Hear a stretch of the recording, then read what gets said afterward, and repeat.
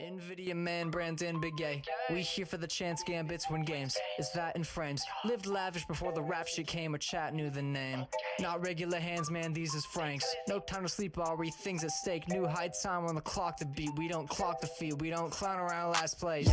Why he's referred to the first letter. No one on earth who's insured better. Trendsetter for sure with every endeavor. That burger urges me to get cheddar, then spend it on a combo meal. Bro's going through some shit that is also real. After going through a shift, Brandon's going through a shift. Brandon going to the Twitch, you'll never know how the ghosts feel. Whoa, holy moly, pulling up in the ghost. Holy moly, pulling up with the ghost. Roly roly, rolling up for the dolls. Who the goat of bros versus pros? Kinda feel I most should know. Okay, but whatever floats your boat. Pray we don't go toe to toe, kid. I'm a grustler if you haven't noticed. I'll be in my castle in the Alps if you need me. Couple months ago, bro invented the sheesh meme. Probably busy following all his teachings. Fucking who dat? No, you ain't never seen me. Every white kid sidekicks wanna be me. You ain't like this, righteous on the PB. Put in time to be like Gal on the mind sweep. Gotta grind if you wanna shine like my timepiece. Yeah, okay. Big A, whoa. Coming from a spot, you a big A-hole. Never would've thought this is insane. Maybe go down the stakes, you could be man. Yo! You know you can't afford my rates. In California with some foreign estate. And if you ever catch me at a downtime, no, you ain't ready for a quarter rate. Okay. One of the original classics. One of the bangers. Wait, am I on the right thing? Okay, perfect. Hello! Hello, hello, hello, hello, hello, hello, hello, hello, hello, hello, hello, hello. Good to see you. Royalty, Abe, Otham, Izaki, Wardeno. Thank you all for the primes. 4 back-to-back-to-back primes. CLC Wolf, thank you for the 27 months. Let's hope this button works. Yes! Oh, good to see you. Hello, good to see you. It's not, oh wait, what the fuck? Ashkan Kiani, thank you for the fucking what? 10 gifted? And we got a flannel on? Wait a minute, we're starting this day right. We're starting this day right. Hello, hello, hello, hello, hello, hello, hello. All systems operational. Random guy, thank you for the 4 months. Flannel and shorts. You don't know if I'm wearing shorts. I could be wearing a fucking full suit bottoms. Okay? Don't ever assume.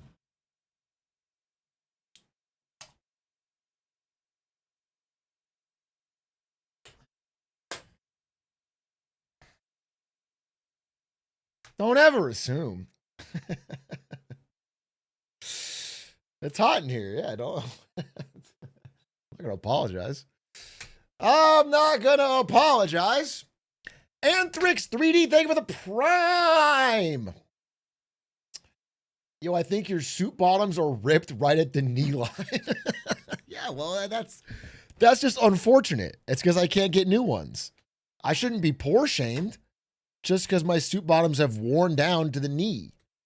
And I feel like that's a bit of a yikes from chat. I got to be honest with you. It's a bit of a yikes. Also, it's fashionable. It's a little bit different. All you guys want to do is like live in your little cubicle, your little box, you know, of everything the same. And I'm trying to mix it up. Mogi, thank you for the prime. Avi, prime time. Thank you for the prime. What's your favorite Thanksgiving food?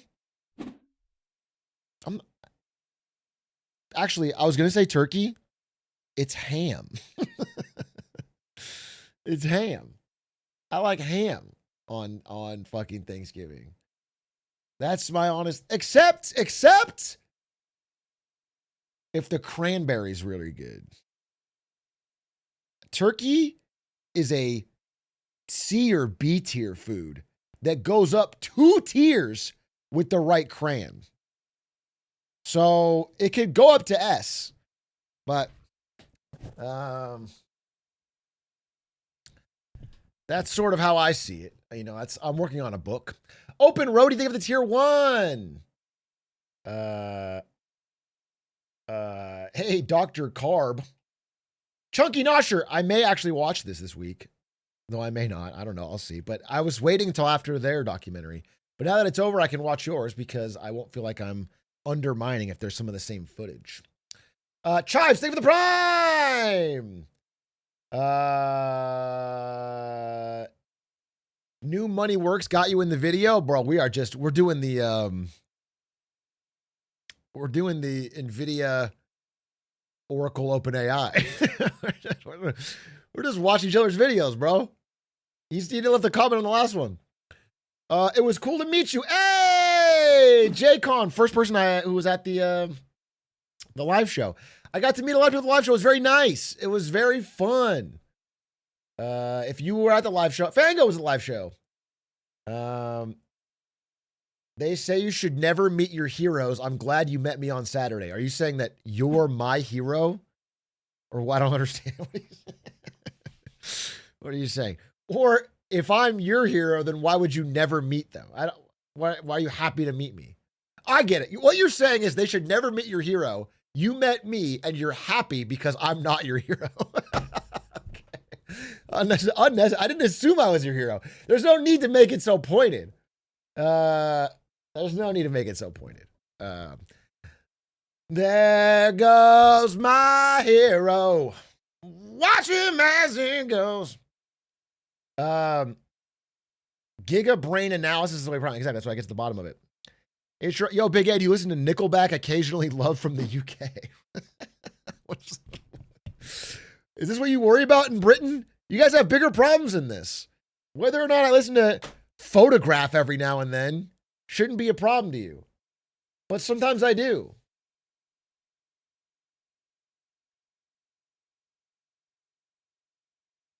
I mean, it's just a banger. I don't know. They peaked music. I think music peaked.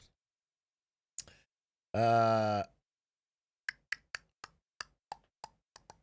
saw they canceled the jobs and GDP report. Yeah, dude. Yes, they did. The jobs report, the inflation report, and the GDP report have all been either redacted or reduced or shut down. So that's always a good sign. It's probably, let's be fair, it's probably because they were too good. It's probably because inflation was too low, the jobs were too good, and the GDP was mooning. And so they probably stopped it because they didn't want us to panic at how good things were going. We wouldn't have believed them they were so good.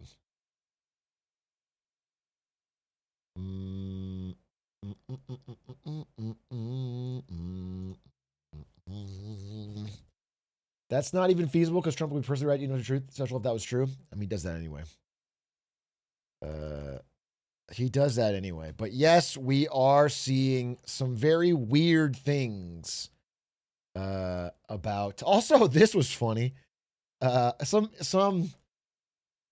speaking of Enron, some NVIDIA memo leaked where they went like point by point through all of the, rumors that are going around. They're like, hey, we're not Enron.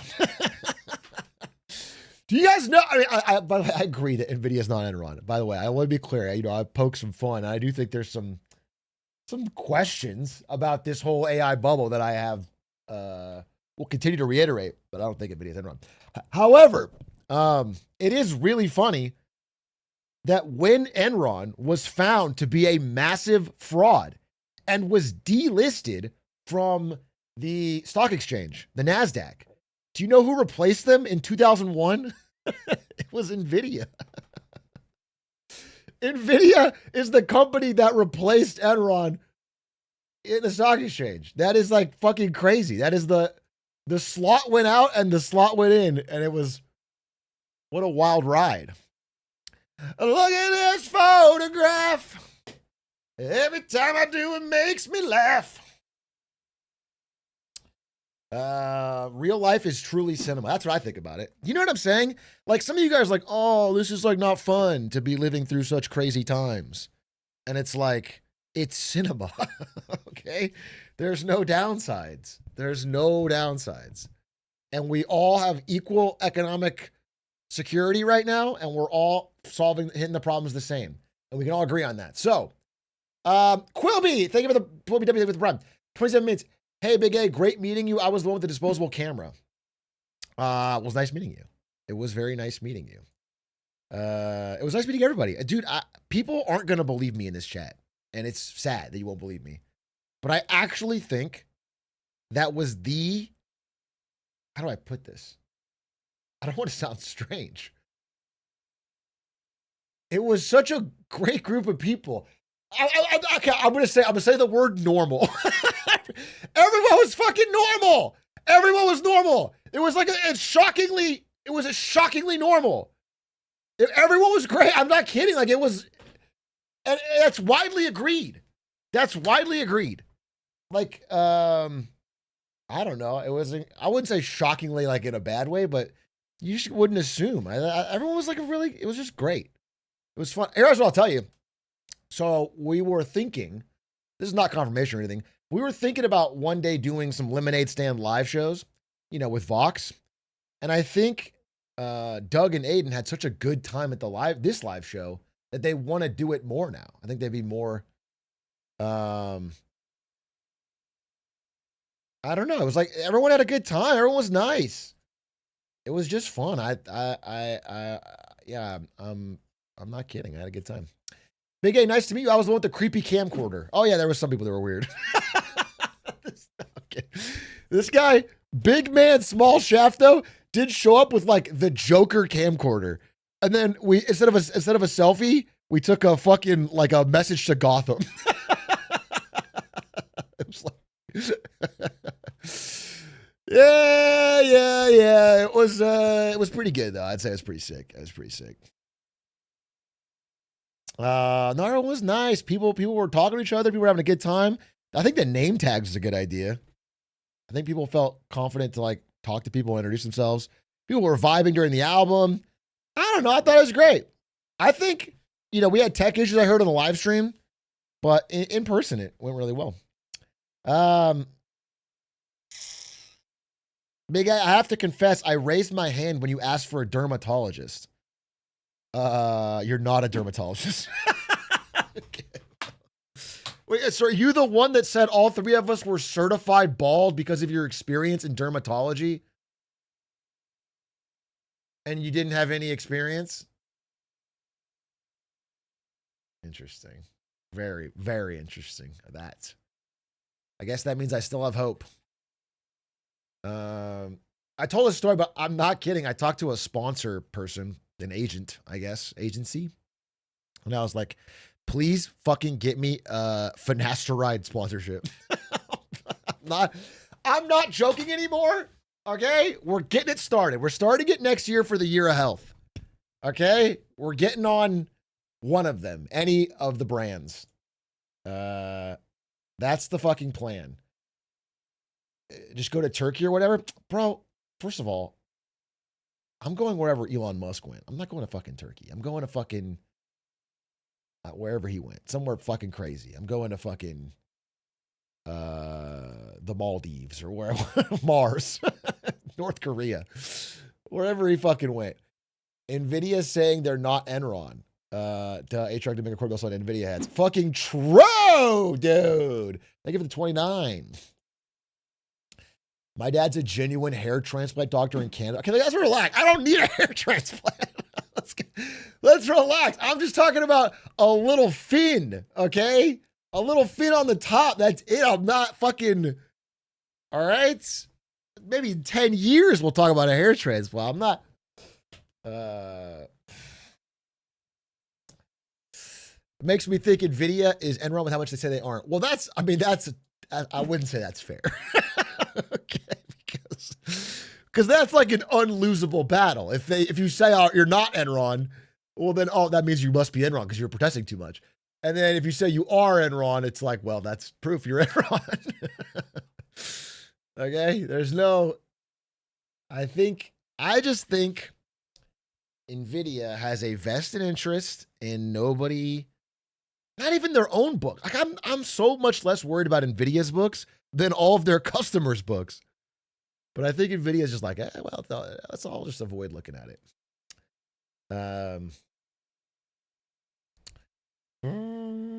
How was it meeting your favorite chatter? In my mind, all my chatters are my favorite chatters. So technically, I met them all that day. Willem the Friend, thank you for the 55 months. If there's someone whose books I'm okay with, it's a Carvana. Yes, sir. A good clean bill of health, Carvana. Can't go wrong with old CVNA. Still hasn't met me. Have I never met you, Yeti, in person? You haven't been on like you weren't at Mogul Money Live or you weren't at, guess not, huh? Guess we never met in person. I feel like I've You weren't at Fast 52. You weren't at. They say never meet your heroes, Yeti. If I meet you, maybe you'll attack me or something. X Beyond gone there for 32 months. Big A, I'm chilling in my dog cage now. Hope everything's good with you. Are you a dog or is there a bigger problem? Are you a talking dog? That's the kind of the best outcome here. I'm suffering. Everything else would be a little bit disconcerting. Don't worry. Really nice meeting you, Big A. I was the handsome one. I immediately know who you're talking about.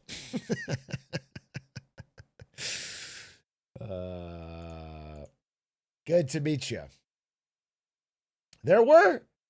I got a lot of people, it's not a joke, a lot of people who said I was taller than they thought in real life. However, there was a lot of people who mogged me by like 2 feet. I did get that from a lot of people. I swear to God, a lot of people told me that. But then there was a lot of people who were like, quite tall.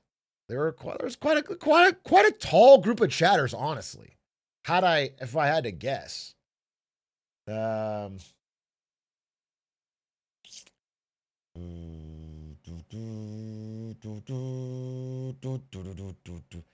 is 1,65 max. He's saying I'm 165 dude max. Get that European shit out of here, Sandboxy 97. 1,65. Go eat a fucking baguette before you comment on my height.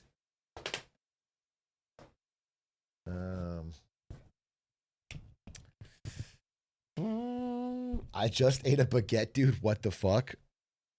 Did you get it in America? It's okay then. Bro is 16'4", glizzy's tall. That doesn't make.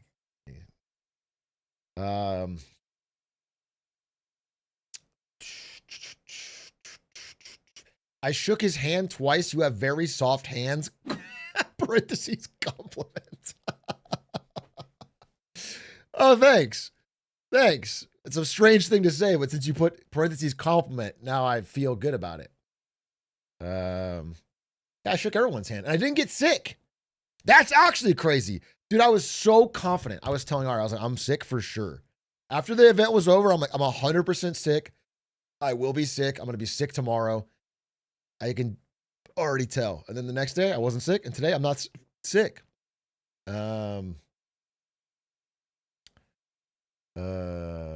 So that's pretty fucking good.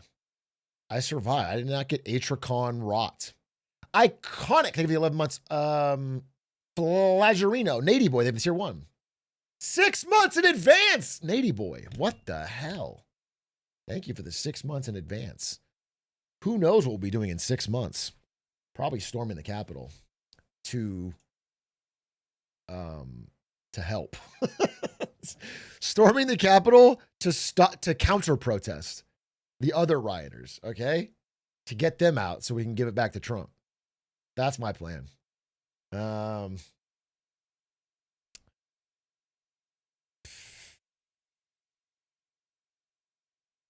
Ended up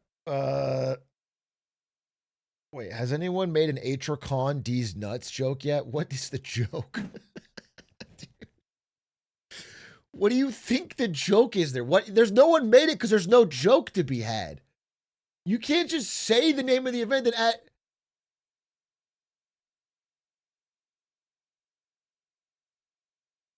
Oh, that's so stupid.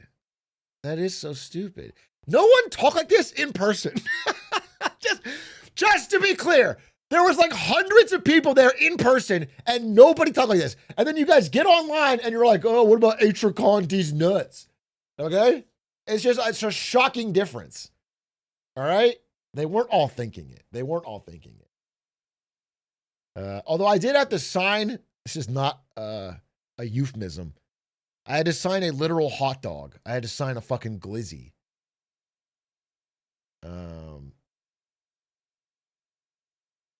At Ackerman, that was you. Yeah. Like people were bringing up things to sign, and then this person brought a glizzy. And then this is a real true story. I signed the glizzy, very hard to sign because it doesn't take Sharpie well. And then someone else grabbed the glizzy out of their hand and then ate it. Well, ate like half of it.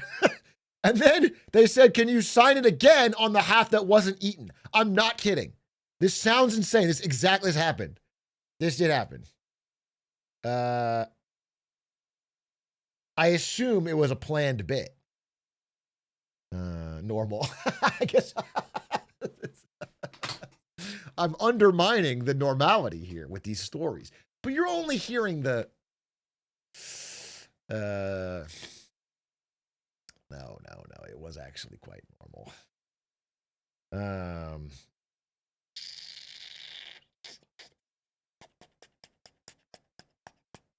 It's like talking like a Redditor at Christmas dinner. There's a time and place for that, and it's in this chat.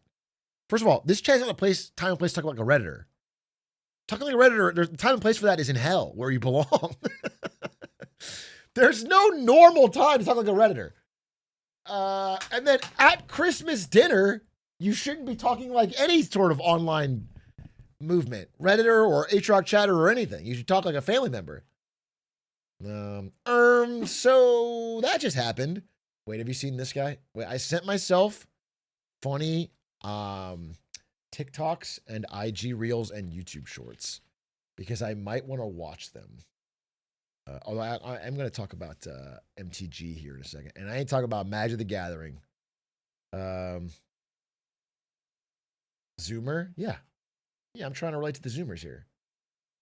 And I know the Zoomers love one thing, and it's short form video. Yeehaw! Nothing wrong with a short form video. Golly! If there's one thing I love, it's short form video. Honestly, the shorter the better. The shorter the better. Because that way I don't have to think about it too much. I just think it makes life a little more worth living. If you don't mind me saying. Damn, bro. I am clicking all these damn reels. And I don't see the one that I want to share with you. Come on now. It was so appropriate to what I was talking about. But here's the problem is I have these links that I want to share. But by the time I get to the link, it's like the moment's been missed. Okay, now you guys are pressuring me. You're making fun of me. That doesn't seem fair. Calling me a boomer. That's obviously not appropriate. You guys know that I'm up to date with all the latest and greatest technology. I'm hip with it. You guys are saying things that just seem, if anything, like lashing out in a way. Does that sound like you guys? Oh, here it is. Wait. I think it's this guy. Yeah. Okay, here it is. Sorry, it took me forever, but it's so worth it. Okay? How do you full screen an IG reel? Honestly, I think that okay, try this.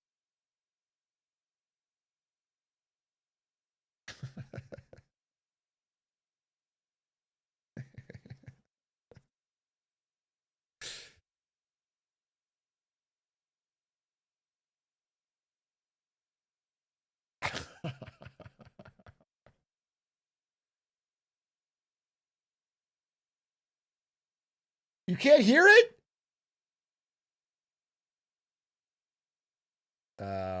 I'll just tell you what he's saying. Just laugh and then let's try this one. Me. Get it? Because I'm trash. Oh, and notice how it's empty inside. Kind of like my soul. Sometimes I wonder why my humor is so dark. Then I realize I've spent my entire life being depressed as fuck. And I'm like, oh, that explains a lot. But if you're like me and you also have crippling depression, you'd understand why I literally relate to a trash can. Yeah, this is literally me during any social interaction. Can I go home now?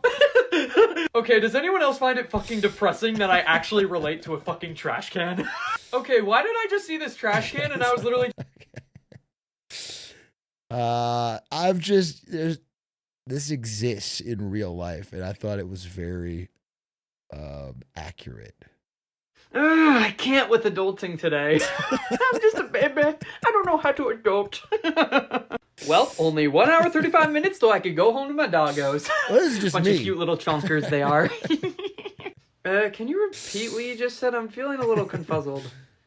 Does not compute. Brain the size of a small bean. This is my impression of me waiting for my break to start. I like his attitude, honestly. I don't even know what I'm doing at this job. I kind of just push a bunch of buttons and then I'm Hey, like, me okay, too. I guess that one did a thing? Me too. I can't with adult. Oh, this was funny too. Okay, genuinely, what the fuck? Are you on drugs right now? Yeah, we're gonna pretend you didn't just say that. Okay. Are you high? No, genuinely, are you high? Oh, yeah, that was just straight up weird. Moving on. I love how it's my first time meeting you, and I already know you are one of the weirdest people on earth. This is okay, chat. genuinely, what the fuck? Are you on drugs right now? This is chat, dude. Yeah, we're gonna pretend you didn't just say that. Yeah. This is fucking chat, dude. You guys do this. You guys do this. It's funny because I will fully admit that at one point in my life, I kind of did this. I remember, this is when I was studying abroad in Korea, and I was hanging out with other international students, and my roommate was kind of a jokester, and I'd be like, bro, that's stupid. Every time he would say something crazy, and I'd be like, bro, that's stupid. And then finally he's like, bro, stop calling everything stupid. You know, like laugh along and go with it, you know, vibe. And I was like, damn, he's kind of right. I am kind of like, I was not yes-anding. I was getting humor mogged. Okay? You still do this now, man? You're stupid and you're banned. About that, bitch. All right? I don't have to change on my stream. Literally Malcolm's regular friends, Malcolm in the middle. Yeah, it's kind of like that.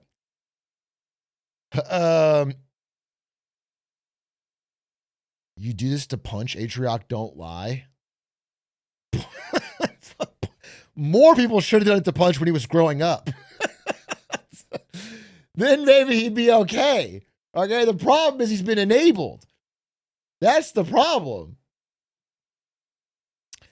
Dude, Punch messaged me.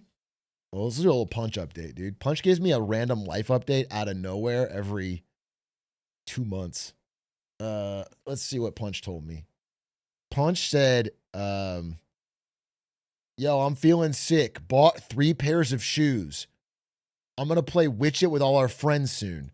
I made tacos and wolfed down 7 of them. Wait, this is a different message 2 days later. Bought 3 pairs of shoes. And a 12-pack of Mr. Pibb, parentheses, 0 sugar. I need more things to drink that aren't carbonated, though, so I'll add the collagen powder I take to it. Also have a new Monster flavor in my fridge ready to try for when I'm feeling better. Hope it's a 10 on the Atrioc meter, the ranking system I use for drinks.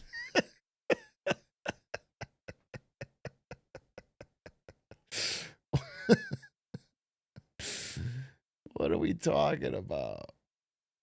What are we talking about? And then he said, why don't we do a stream where I apply for jobs, but you do the interviews for me? And I said, that sounds hilarious. I'm down. And then later he messaged me, the interview thing's not going to happen. Even with all the lying, I'm not getting anywhere. I guess I'm not lying hard enough.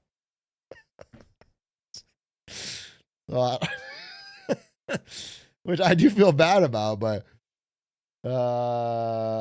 it's just, Punch has got a lot going on, bro. Got a lot going on. Should have said he was valedictorian at Harvard. Bro, he's not doing that, but he's kind of similar. What is this? What is this?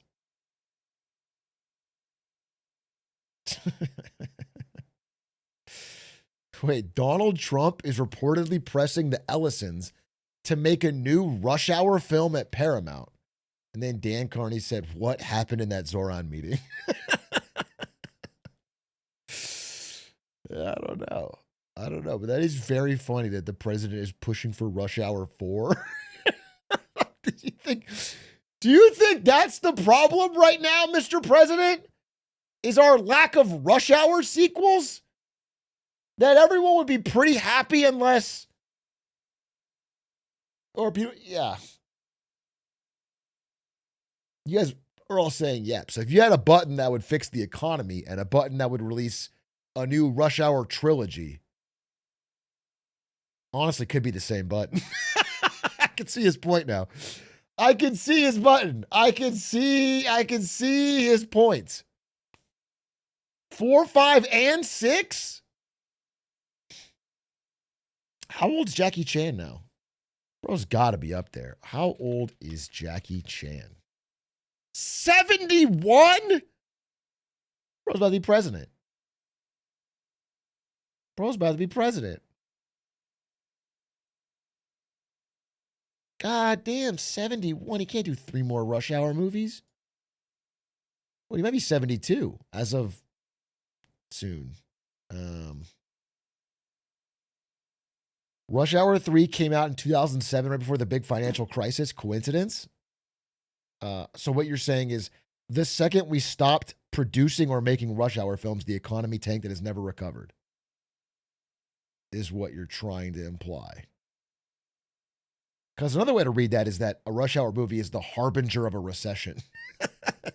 And if we release 4 right now, we'll get a crisis worse than 2008.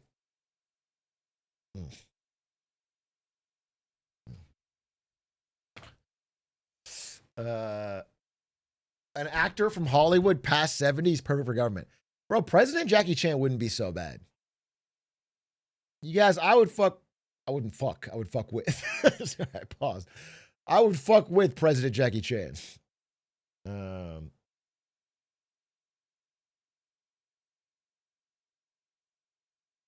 Rush Hour 4. Jackie Chan, Chris Tucker, and Joe Biden rescue the president's daughter again. I think they only did that once.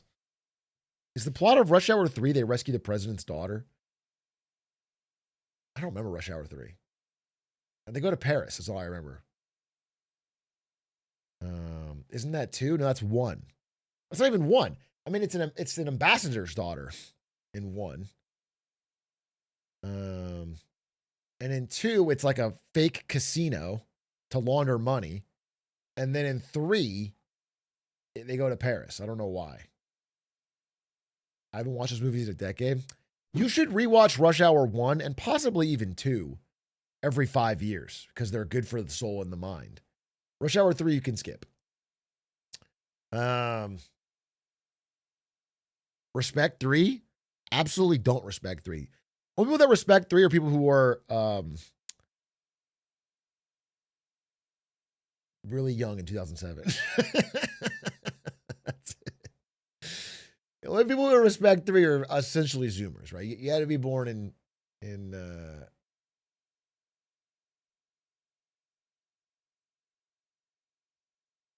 like, you kind of have to be born in like 2001 or later.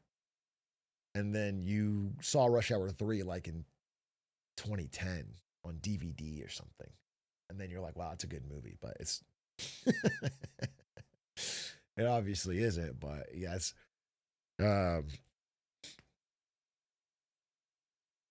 Rush Hour 4 is the part 2 of 3 that it needs. Please don't put it back in Paris. Being born in 2001 is fucked up. It's like low-key you're responsible for 9/11. Damn, in a way, right? It's actually a really, wait a minute. Like low-key. Like low-key.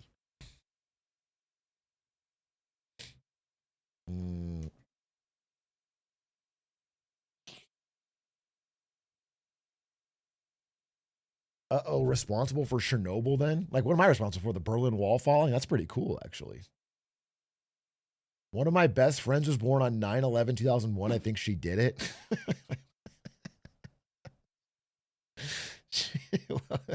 Welcome back, 9/11 hijacker. Is all I'm saying. That's all I'm saying. A dark spirit. That's all I'm saying. Just want to put this out there. I got the job. Hey! Congratulations, Tribu Grim. Congratulations. W. Congratulations on getting the job, if you're being serious. Congrats. That's awesome. Good looking out. Big dubs. Dude, I just got fired unironically. What is a equivalent exchange? There must be balance. Oh, God. We can never have a too unemployed chat, bro. Or a too employed chat.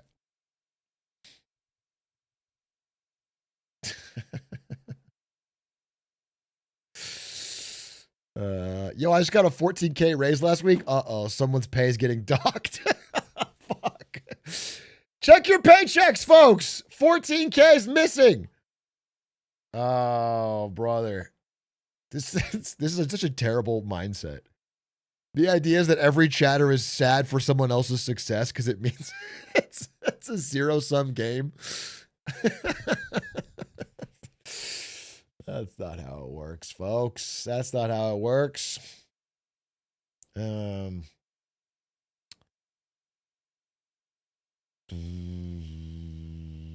As a college grad, I got a job and lost it in a span of 4 months. What happened here? Did you think you got fired? Like it wasn't working out, or the job didn't, what happened? What, you guys are saying spam, but I think he meant span. I don't think he ate too much canned meat. I think he probably meant span. I work in HR sometimes. I be telling people they're hired and then ghosting them. Dude, fuck off.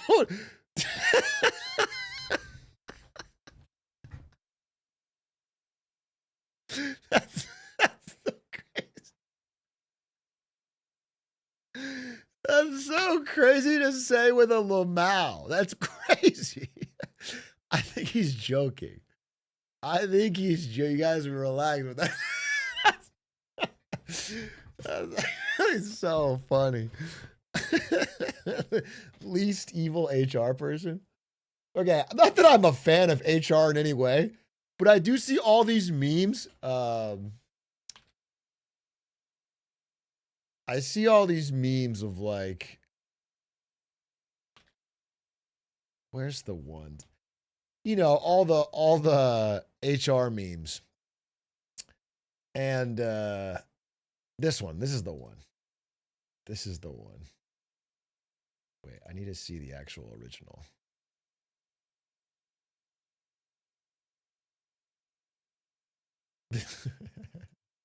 This meme. This one.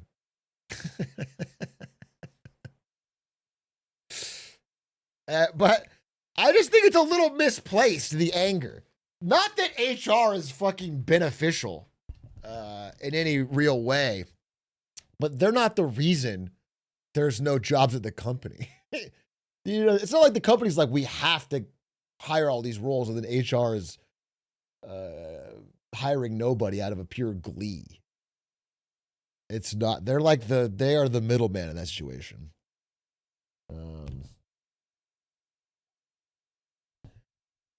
Big A, pull up the Anne Hathaway HR meme. Anne Hathaway HR meme. Anne Hathaway HR meme. What is this?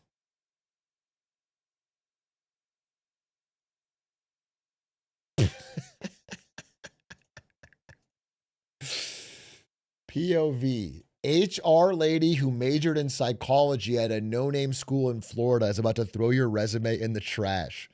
Again, I get that it's funny, okay? But when you see, like, I don't know, for example, like, pull this up.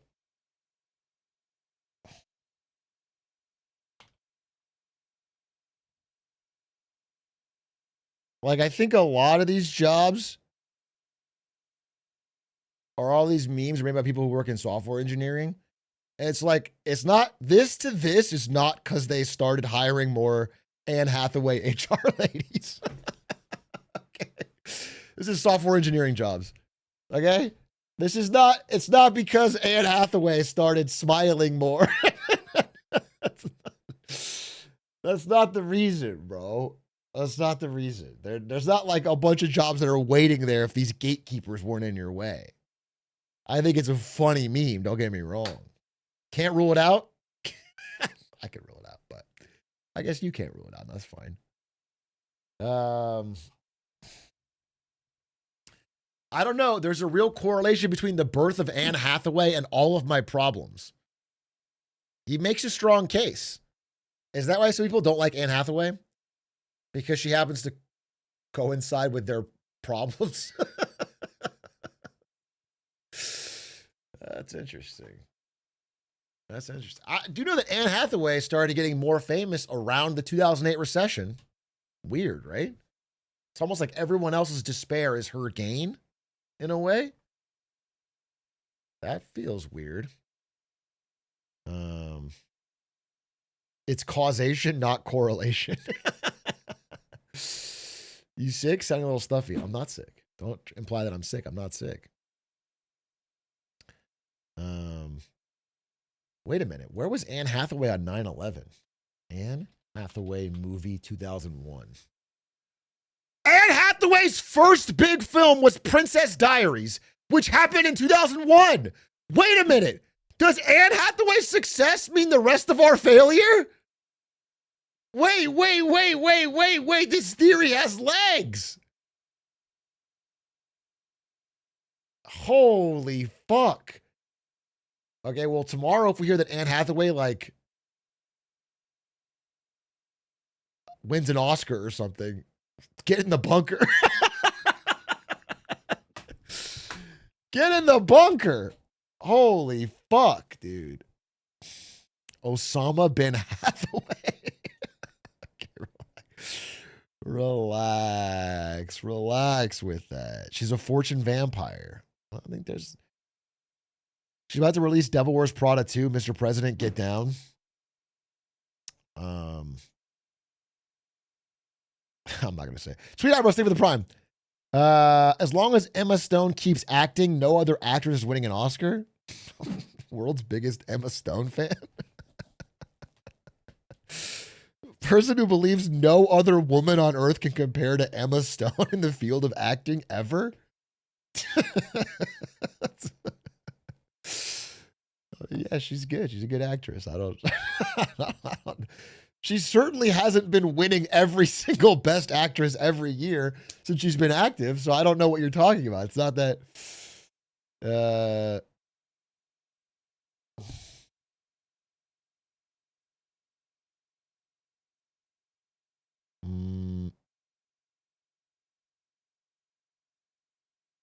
the years she didn't win, she asked not to. Oh, I see. You guys remember when Macklemore won the Grammy over Kendrick and then texted him sorry and then posted a screenshot of that text on his Instagram?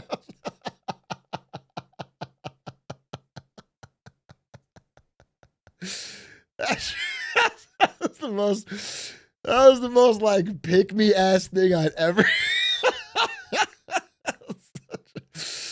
Oh, he was so real for that. I couldn't imagine a faker thing to do that. He's so fake for that. He's so it's the most performative. That was crazy. That shit was crazy, bro.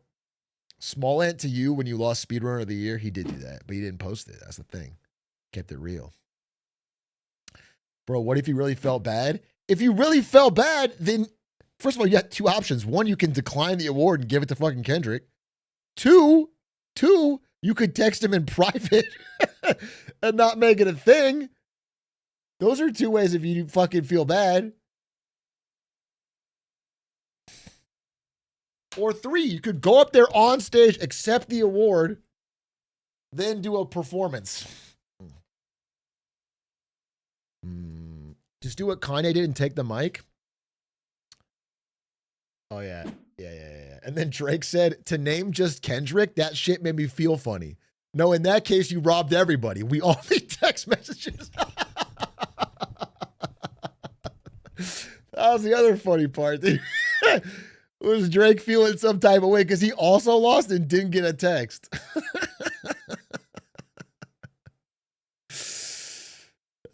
Shit's funny. Drake type of guy to say that for sure. No, Drake did say that. It's not a joke. That's a real thing Drake said.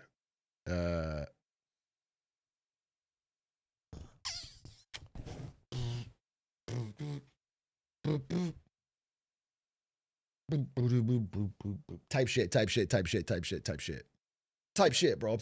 Ian or something for the 49 months. Icon Willie, thank you for the 56. Recursian, thank you for the 26. Shovel Salesman, thank you for the prime. Just Corey, thank you for the 13 months. Foxy, the God, thank you for the 33. It was great seeing you at the live show. Sweet Eyebrows, thank you for the prime. Pill Poppin' Hobo, thank you for the prime. Marshy is Mellow, thank you for the 31 months. Bro, I watched yesterday. I didn't do shit yesterday. Kind of recovered. Live show recovery. So I took the crew of the show to Chili's. That was kind of fun. I did that, and then I sat on my couch and I watched trash movies. I watched all the movies that I talked about in my Marketing Monday Live. I watched Focus with Will Smith. Still kind of bangs. Still kind of bangs. I like it. It's a dumb movie, but I liked it. And then I watched Fracture with Ryan Gosling. And then I watched what else did I watch? I watched The Chair Company. I was upset you didn't put the Krispy Kreme scene from Power Rangers in that Prez. There's so many I could have put, bro. I could have gone forever. The original draft of that thing had like 50 more clips, but I cut them down because it can't just be the clips of bad product placement. We can watch it right now. You want to see the Krispy Kreme? Krispy Kreme product placement.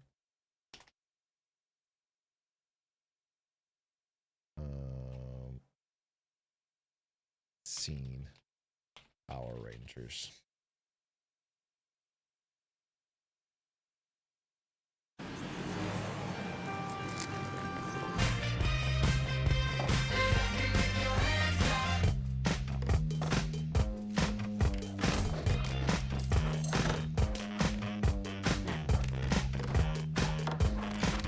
You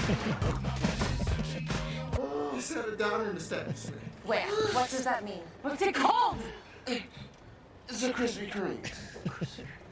Krispy Kreme. This is a special place. Very special. It must be. We gotta go to Krispy Kreme, Jason. What? Krispy Kreme! Not there. Rita and her golden boy haven't found Krispy Kreme yet. Okay, Kim, you hold him there. Zach, Billy, This is pretty egregious. make sure he's safe. Honestly, this should have been included. This is really good. This is really good.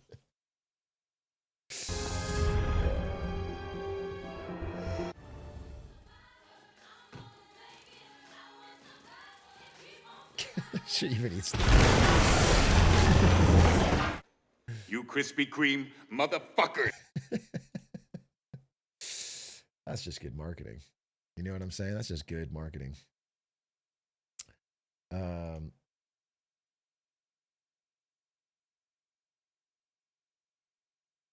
Though the Subway ads and community count as good ads, I thought the Subway product placement was good in community because they made it funny and part of the plot to the point where nobody's mad that it exists as a thing. I thought it was great.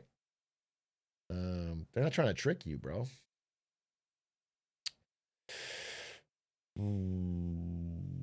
Same with the Honda stuff. Yeah. Yeah, that was pretty good. Look up Jack and Jill's product placement. They stopped doing Happy Duggan. No. People hate on the Jack and Jill product placement, but actually, Dunkachino is very funny.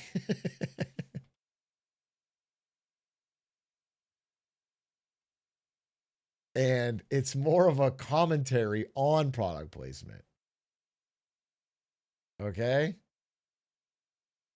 The movie's terrible. This is probably the best part of the movie. Just being clear.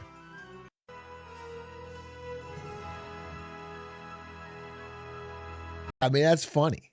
That's a funny commentary. So I think that's not even bad. Big A, would you buy a Honda Fit again if your old one dies? I think they discontinued the Honda Fit line, actually. I'm actually pretty certain of that. I think the Honda Fit has been discontinued. Yeah, after 2020, due to declining sales and a shift in consumer preferences toward SUVs. But they still sell them in Europe under the name Honda Jazz. Fucking Europe, dude.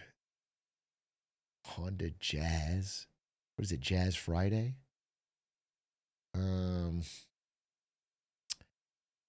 just continue. Honda Fit. I mean, you know, it's like all good things that came to an end. It was the greatest car ever made. A true beast, a true demon on the road. And now it's gone. You need a Ford F-150. What if I just get the biggest fucking most American truck I can get?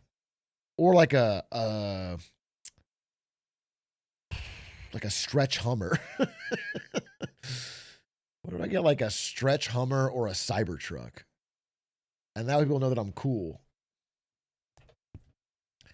My plan was to drive that Honda Fit into the ground until it fucking literally collapses and then buy a Chinese EV. But it's possible the tariffs still will not be gone. It's possible it still may not be gone by then.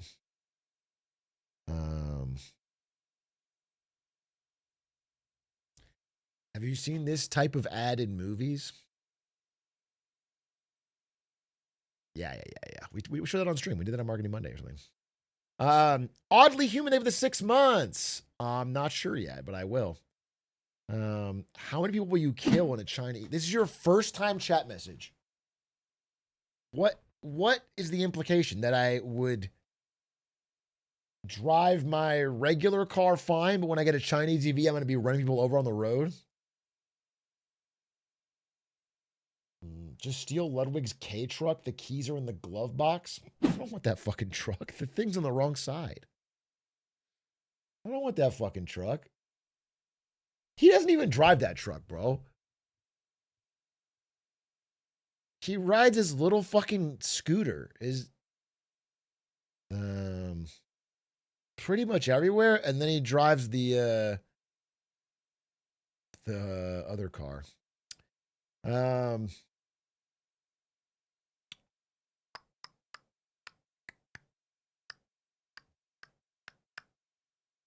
Thoughts on the Subway K-drama? I have not seen this. 내가 다이어트 할 때 가장 힘들었던 게 뭔 줄 알아? 참는 거. 제이야, 천천히 먹어. 그래, 야, 너 그러다 체하겠다. 이게 다 누구 때문인데? 배고파 죽겠다는 사람 굳이 I know what they're 여대학까지 saying, 끌고 by the way, 와서 'cause I'm full. 샌드위치 먹이는 이유가 뭔데? 잘생겼잖아, 알바생들이. 그래도 뭐 맛은 있네. You want me to translate? They're talking about how delicious Subway is. Oh? 그래서 그만 참기로 결심했는데 첫사랑을 마주한 거 있지? 운명처럼. 나도 처음엔 안 믿겼다? 첫사랑을 마주친 거 있지? 운명처럼. 주문 도와드릴까요? 여자친구 있어요? 여자친구는 없는데요. 널 만나고 단조롭기만 하던 일상이 바뀌었어. 저희 아직 오픈 전인데. 기다리는 순간마저 행복하더라. 그런데 왜 넌 다른 곳을 보고 있어? 네가 좋아하는 것들 모두 덩달아 좋아하게 되었을 때 This is not my experience at Subway restaurants. 문득 그런 생각이 들더라. 왜 너는 나를 모르지? But it's basically a 모르는 게 guarantee. 아니라 If 관심이 you're 없는 거 lonely, 아니야? just go to Subway and you will 사랑은 find the love of your 그거라는 게 life. 관심 없는 사람 좋아하는 거 그거 되게 바보 같은 거야. 사소한 행동들 하나하나 전부 너를 사랑해서였는데. 나 이제 솔직해. This is my experience every time, and I go every day for it. So you found your love of your life, your Subway, a dozen times, but you still want more. You've broken a lot of hearts. Then every time you go to Subway, you're greedy. You got to eat fresh. That's gross. Got to meet the 12th love of my life. Imagine it's Chili's instead of Subway and you'll understand. The thing about Chili's is you don't need to find the love of your life at a Chili's because everyone there is the love of your life. Do you know what I'm saying? It's like you don't need to find the love of your life. You just love your life when you're at a Chili's. That's really how you say it. It's just everything that was bad suddenly starts feeling like not such a big deal when you're at Chili's because there's such a nice, friendly vibe. The game's on.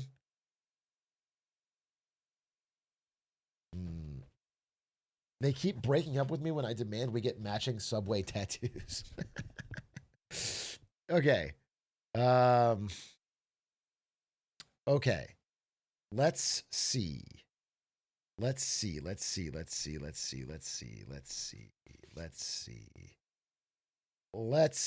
weren't kidding when you said you're switching sponsors?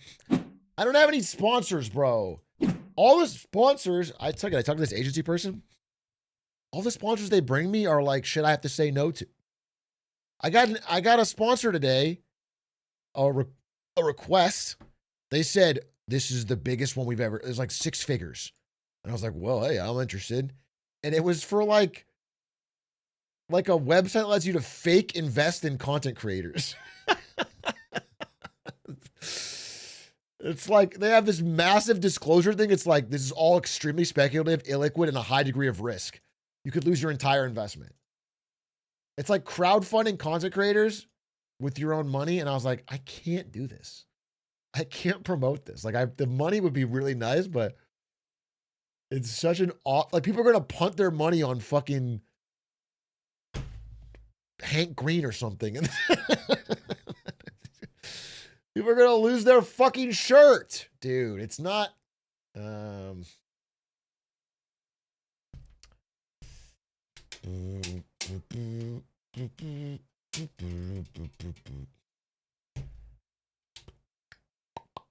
let me gamble on squeaks. Take a risk on squeaks.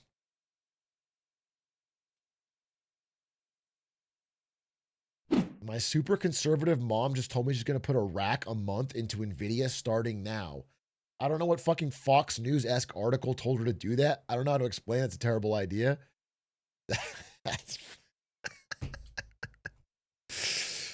That's so funny. Never a better time to start than when they're the most valuable company in the world by far. 5 trillion valuation. 4 trillion valuation. Never a better time to start dollar cost averaging right in, dude. I think that's... people say buy... I had a chart for this. Wait, I had not a chart.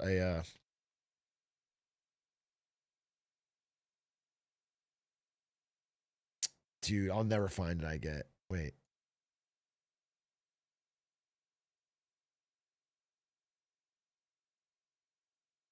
I'm going to recreate a meme for you live.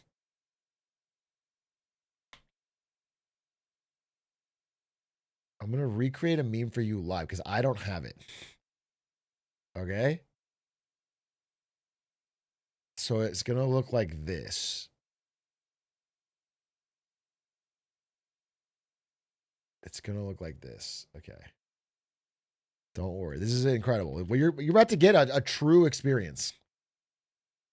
Okay? Wow, this is really good. Wait, it's coming together. Don't look yet. Don't look yet. Okay? Perfect.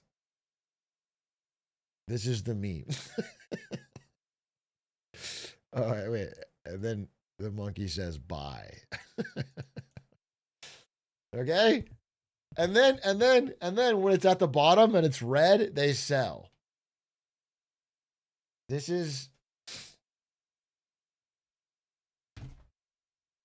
This is what I've seen. This is the retail investor. Retail investors, if something is cheap, they go, well, I shouldn't buy it then. It's obviously shitty.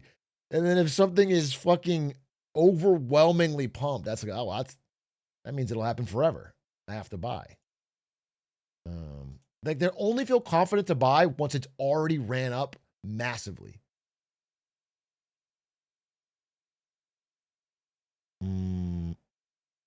Oh, we have yikes. Esports stock market? Fucking true. Fucking true. Wow, fucking old school throwback with that. Damn, what a reference. What a fucking reference.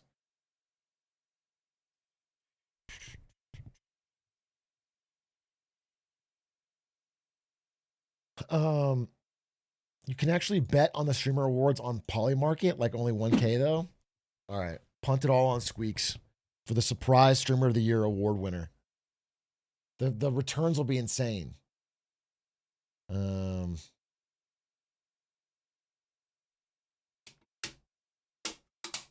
Cutie Pola Polosi. Cutie could pay the whole budget of the show if she did a little rigging. It's just the craziest results.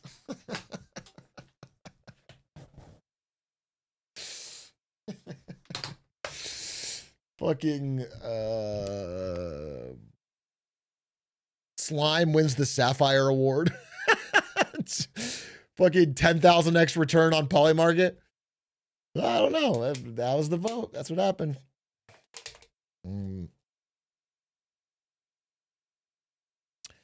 Isn't that what insiders doing on these betting markets though? Actually, holy fuck, guys! I think Radish BBQ might have stumbled onto something here. They alone might have figured out that the incentives for these betting markets is gonna put money in insiders' pockets. People might have a fucking incentive to use their knowledge on these betting sites. Wait a fucking minute.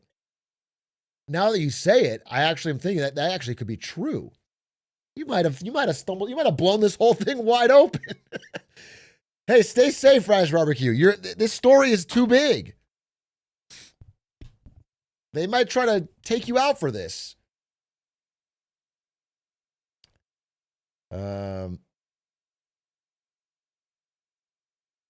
Two baseball players have been banned because of shit like this. Bro, they have like half the NBA in an investigation right now. Half the teams are getting like subpoenaed by the FBI. There's like there's ill effects of gambling everywhere. Bro, baseball should rig it, spice things up. I think baseball should rig it. That's my fucking hot take. Baseball should just go like WWE. They should literally try to make the sport more. They should have villains and heroes and shit. They should have like Ohtani come out and give a speech. They should make it more like wrestling, bro. I think that'd be way more fun than watching them actually try to be the best baseball players.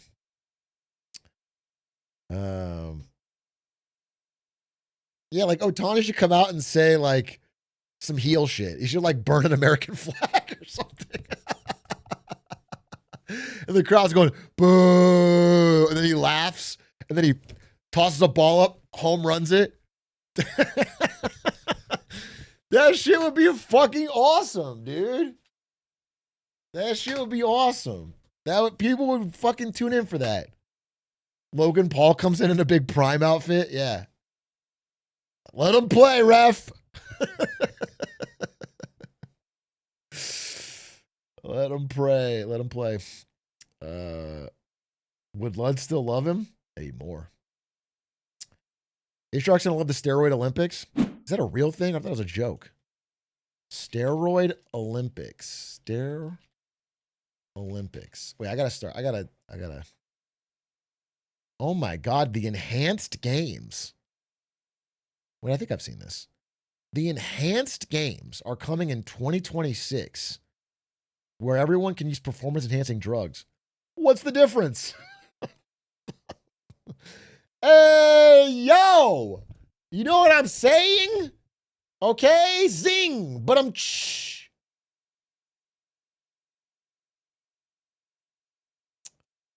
Brought to you by Polymarket. Yeah. Interesting. That's happening. So it's gonna be. Looks like it's all swimming and weightlifting, and athletics. Interesting. Kind of strange though, because what if all the records in the enhanced games are worse than the real ones? And then everyone starts to go,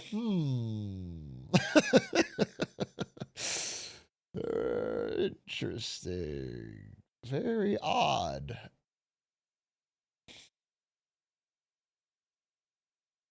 It could happen. I know. I fucking know.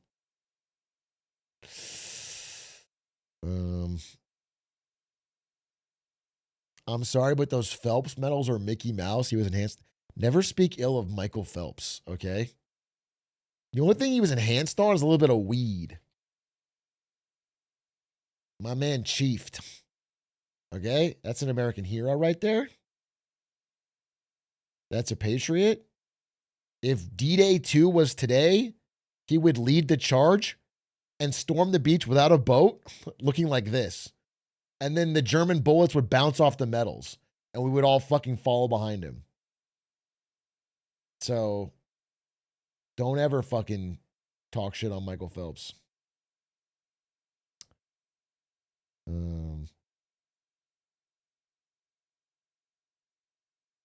He was shaped like a frog.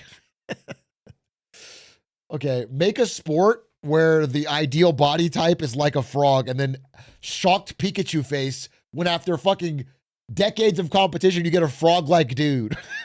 What a shock, dude. What a fucking shock. Okay? Why don't we make a sport where height matters and then shocking face we get fucking Wemby after decades? Okay?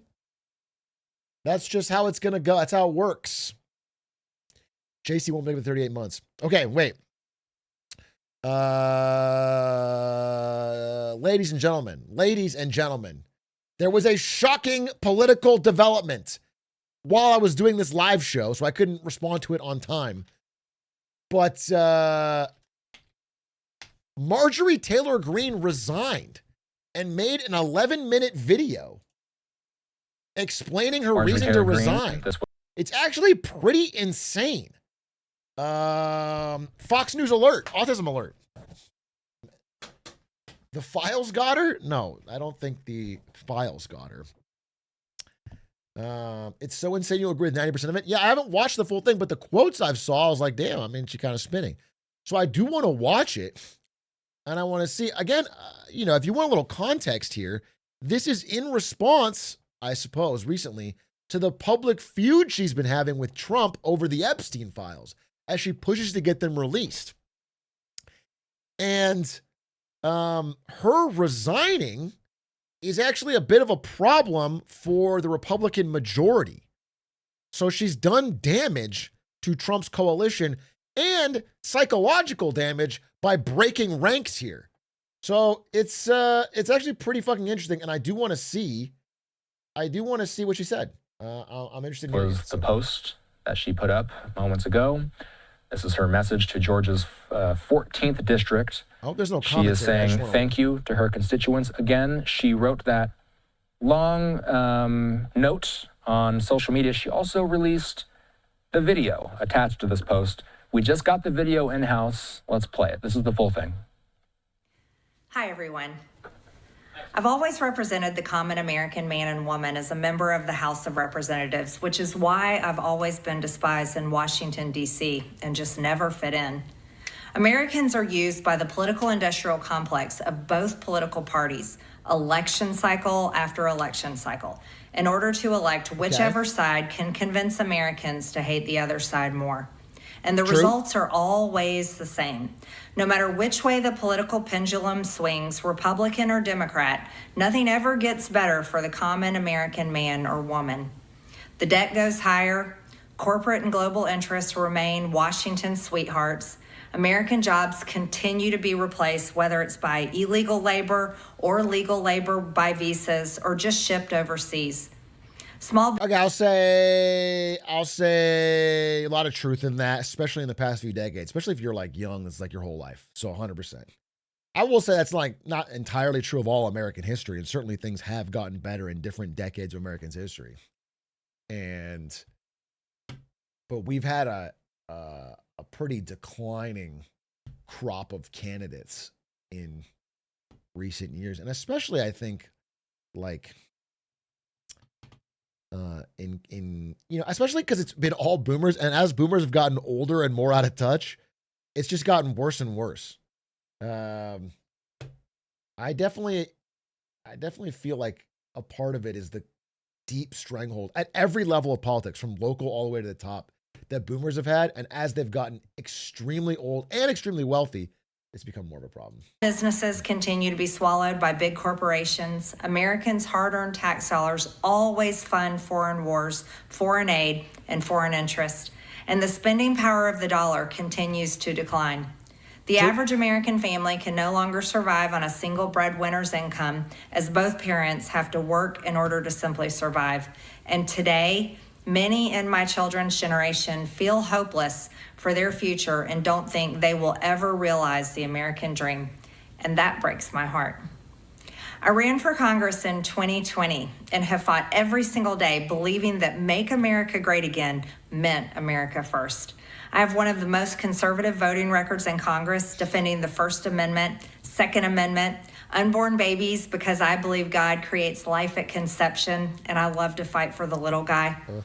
Strong, safe borders, I have fought hard for that. I've fought against COVID tyrannical insanity and mandated mass vaccinations, and I've never voted to fund foreign wars with your hard-earned tax dollars. However, with almost 1 year into our majority, the legislature has been mostly sidelined. We endured an 8-week shutdown, wrongly, resulting in the House not working for the entire time. And we are entering campaign season, which means all courage leaves and only safe campaign re-election mode is turned on in the House of Representatives. During the longest shutdown in our nation's history, I raged against my own speaker and my own party for refusing to proactively work diligently to pass the plan to save Americans' health care and protect Americans from outrageous, overpriced. Yeah, I will say it's the polling is we talked about this, the healthcare premiums going up as a result of the shutdown, not passing the Affordable Care Act extensions. The polling is pretty strong that people are mad about it. Like it's seemingly going to help or going to hurt Republicans in upcoming elections. As people now recognize that their premiums are going up so dramatically. And unaffordable health insurance policies. The House should have been in session. So yeah, I did see that there seems to be some talk that Trump might extend the subsidies for 2 years because of how politically damaging it's going to be, which is pretty funny because then they could have, if that was the case, they could have never had a shutdown. Like, let me see.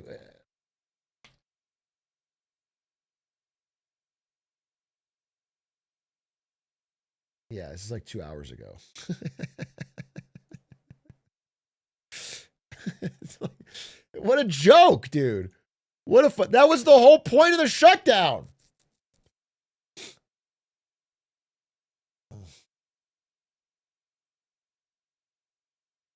What an outfit. Actually, kind of got that shit on, low key. Kind of got that shit. And took the hat off, too. I was kind of, all right, that's not a problem.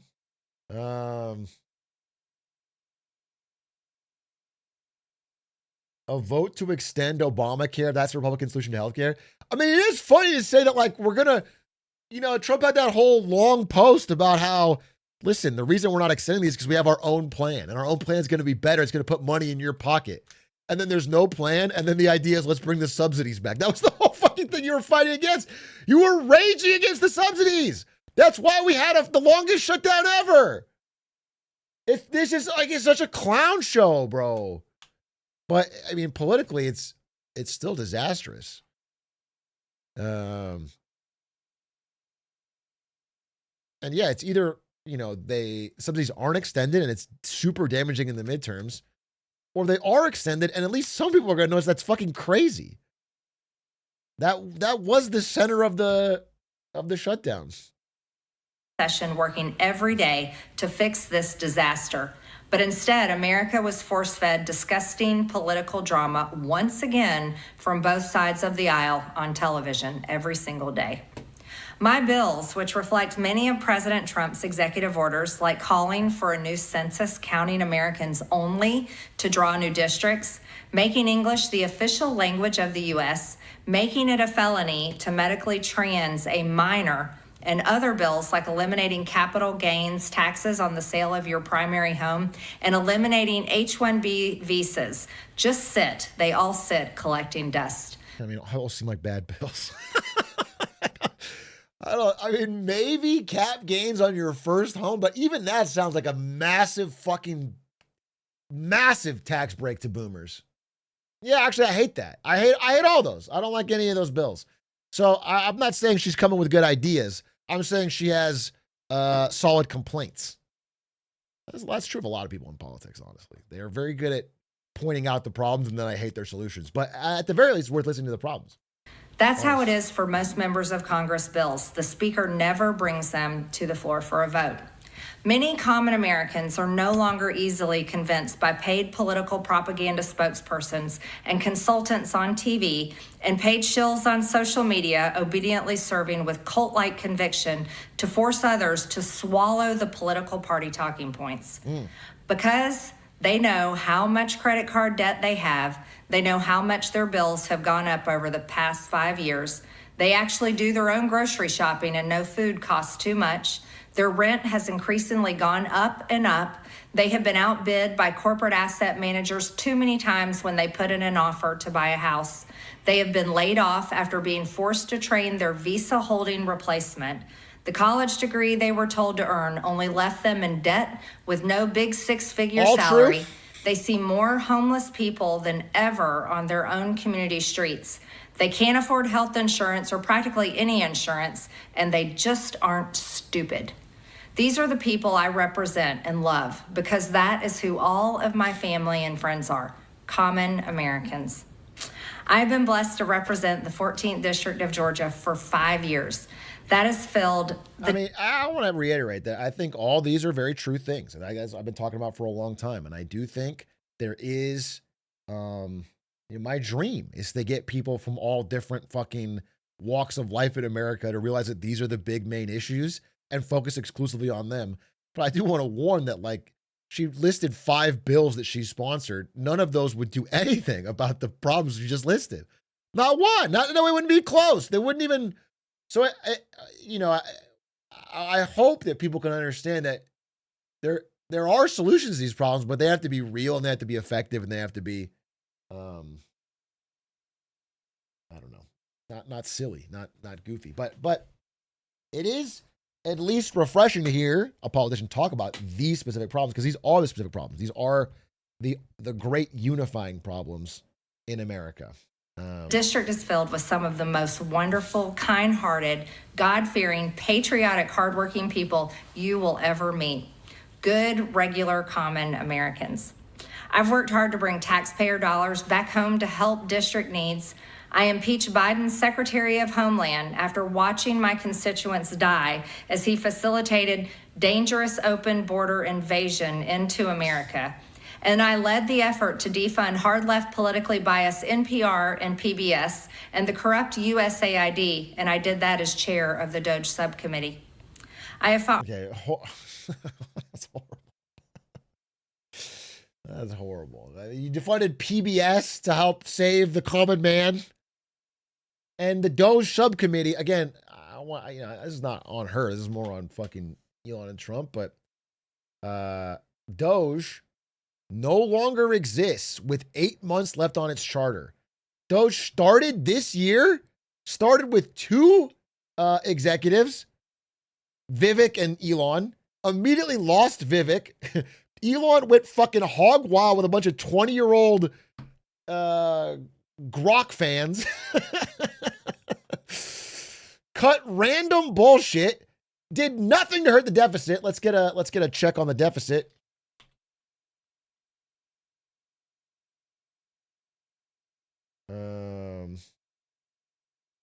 Here we go. Here we go. 2025 deficit versus 24. I don't have a fucking graph. The deficit is the same as last year. I don't have the fucking. I think running slightly higher, but I don't have the fucking. Where's my 2025 deficit?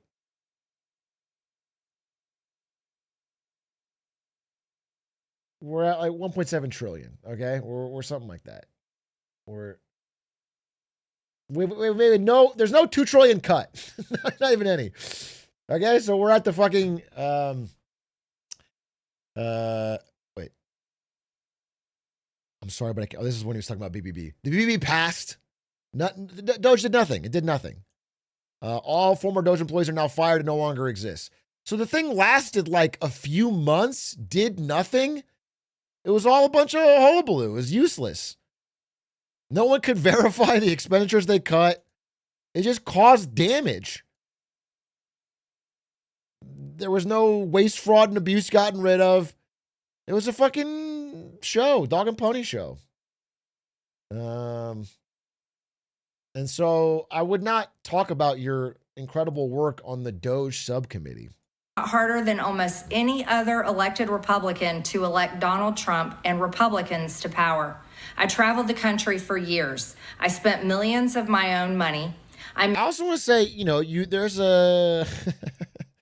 there's something to be said here, Marjorie Taylor Greene, that I do respect you calling out, Trump's backtracking on his promises and his running protection for the Epstein files and all that. However, it's not something to be proud of to have done so much work to help elect him when he's caused so much, in your own admission, damage. It's like you were saying it was an insane bait and switch, and how could you ever have known that he wouldn't do? But like, I think that was obvious. So it's either extremely poor judgment on your part or something else. Missed precious time with my family that I can never get back. And I showed up in places like outside the New York courthouse in Collect Pond Park against a raging leftist mob as Trump faced Democrat lawfare. Meanwhile, most of the establishment Republicans who secretly hate him and who stabbed him in the back and never defended him against anything have all been welcomed in right after the election. And I will never forget that. Bro, you hate him. Everybody that works with him ends up hating him. Every single Republican that was on his team in the first administration in 2016, by the end of it, hated him. His vice president hated him. Everyone hated him. Of course they secretly hate him now. That is just a long-term effect of working with him. All the people in New York that did real estate deals with him, they hate him. Jeffrey Epstein hated him. Read the emails. Bro, they all hate him. Secretly or not secretly. They all end up hating him. The only people that he can trust in the long term are his family, because everyone else ends up hating him. He's not a good person. He's not good to work with. She wanted to fix him. I can fix him.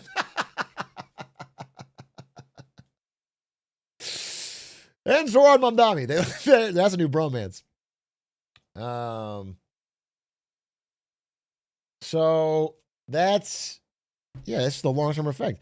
Fucking his vice president from 2016 can't be seen near him, has said openly horrendous things about him, wanted to be locked up at the end of his term.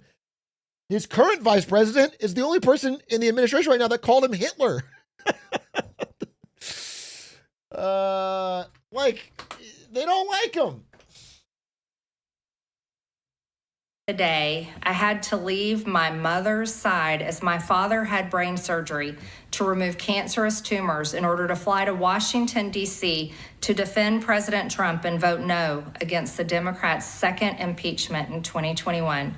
My poor father and my poor mother, it was way too much for all of us.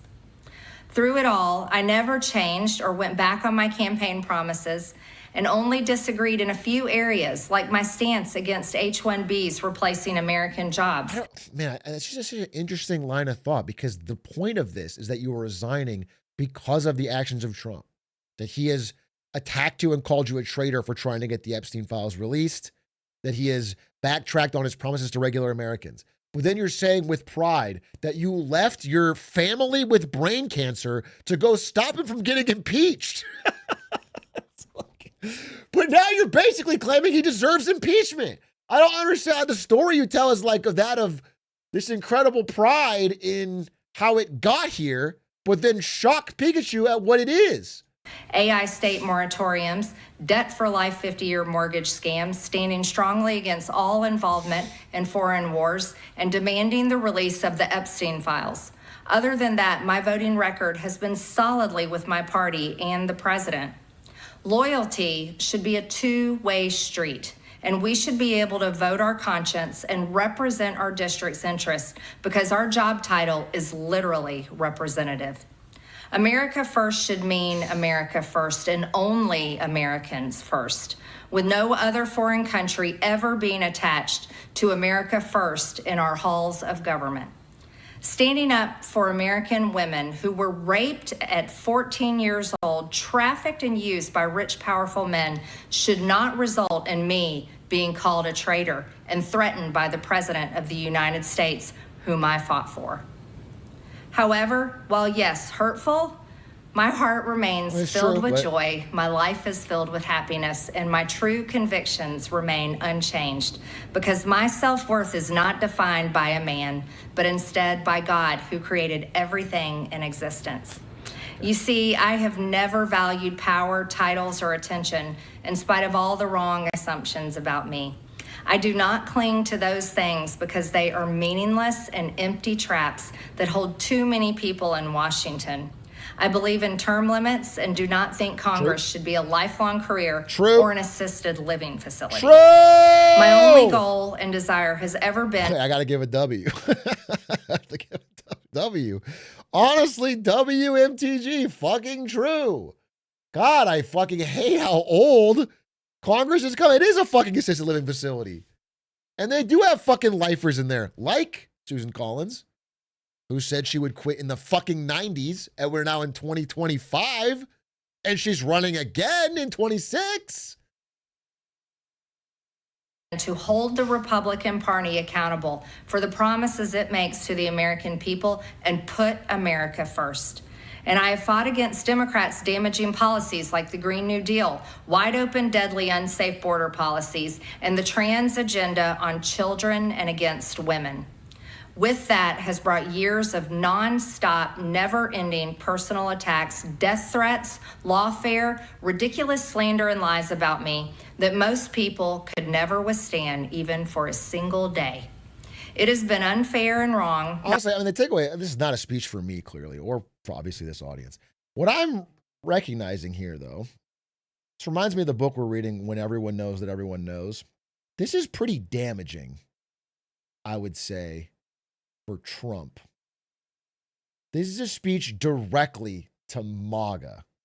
This is a directly MAGA speech, and is definitely undermining his stranglehold over that group. It's basically saying everything they want to hear and saying Trump's not the guy, which is like a very open, the emperor has no clothes moment. So it is directed at us. Yeah, I'm sorry, it is. I said, this is the only speech for the most hardcore MAGA people. So basically my chat, and I assume also my YouTube audience. Not only to me, but especially to my family, but it's been wrong to my district as well. I have too much self-respect and dignity. I love my family way too much, and I do not want my sweet district to have to endure a hurtful and hateful primary against me by the president that we all fought for, only to fight and win my election while Republicans will likely lose the midterms, and in turn be expected to defend the president against impeachment after he hatefully dumped tens of millions of dollars against me and tried to destroy me. It's all so absurd and completely unserious. I refuse to be a battered wife, hoping it all goes away and gets better. If I am cast aside by the president and the MAGA political machine and replaced by neocons, big pharma, big tech, military-industrial war complex, foreign leaders, and the elite donor class that can never, ever relate to real Americans, then many common Americans have been cast aside and replaced as well. There is no plan to save the world or a 4D chess game being played. When common American people realize and understand that the political industrial complex of both parties is ripping this country apart. That's a powerful line. That's going to hit. That's going to hit. Wait, let me do that again. That's going to hit. There is no plan to save the world or a 4D chess game being played. When common American people realize and understand that the political industrial complex of both parties is ripping this country apart, that not one elected leader like me is able to stop Washington's machine from gradually destroying our country, and instead the reality is that they, common Americans, the people, possess the real power over Washington, then I'll be here by their side to rebuild it. Until then, I'm going back to the people that I love, to live my life to the fullest as I always have, and I look forward to a new path ahead. I'll be resigning from office with my last day being January 5th, 2026, and I look forward to seeing many of you again sometime in January the future. 5th? May God bless you all, and may God bless America. All right, well, definitely a interesting speech. I wonder what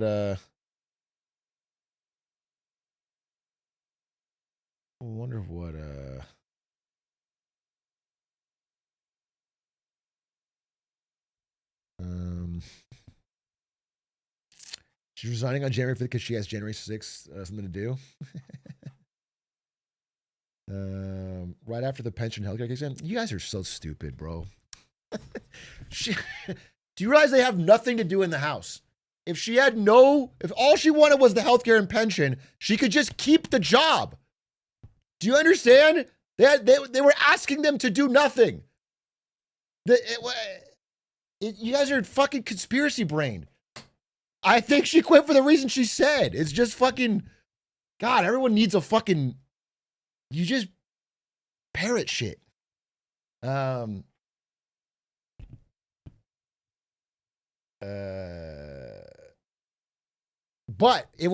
I'm just saying, I think the bigger issue here is that she's beginning this anti-Trump within MAGA movement. Now, this problem is they're just going to turn more, like they're going to turn more right, honestly.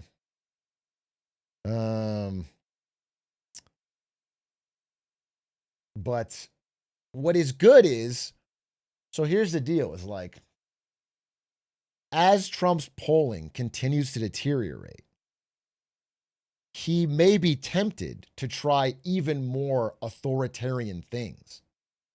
But without the support of his base, it's a lot riskier because people don't want to join that if they think there's a chance it could flip. No, that's your fear. That should be the opposite of your fear. The thing is, this is like a really bad sign for him. Like her doing this and his polling already being what it is this early after the honeymoon period, it's the most likely outcome is that he's a massive lame duck mid 26. That's the most likely outcome. The way this is going is that he's going to be an extremely powerless lame duck president, possibly headed towards impeachment. Like that's the direction it's going. That is the most likely outcome. Now things can get crazy, and Trump could try something crazy, but that is where it's headed. I think. Listen, like I've said, a lot of people have made very bad bets predicting the downfall of Trump over 10 years. But I do feel that the GOAT is washed. I've been saying this. I think especially now that the honeymoon period of this term is over, the affordability stuff is killing him. It's just he's lost it. He's lost the fucking. He doesn't have it. He doesn't have the sauce. Plus Epstein double whammy.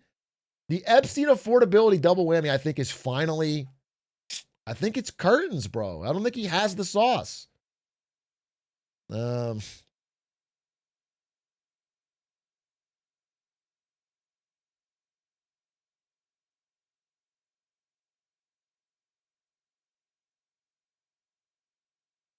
This is the fastest I've seen someone support base lose support. Oh, yeah, dude, check this out. Wait, check this out.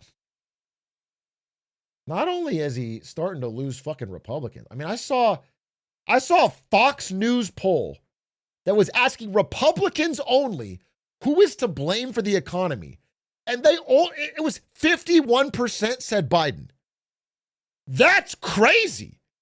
49% said Trump. But like that means, do you understand? Like that's terrible for Trump. That should be 95% Biden.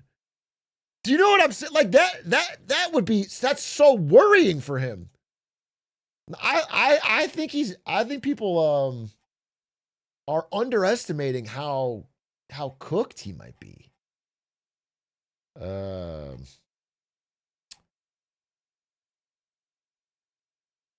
me find the thing I'm looking for, though. I thought it was perfect. Damn, I saved a lot of that shit in my notes when I was waiting for the live show. Where's this? Oh, yeah, look at this.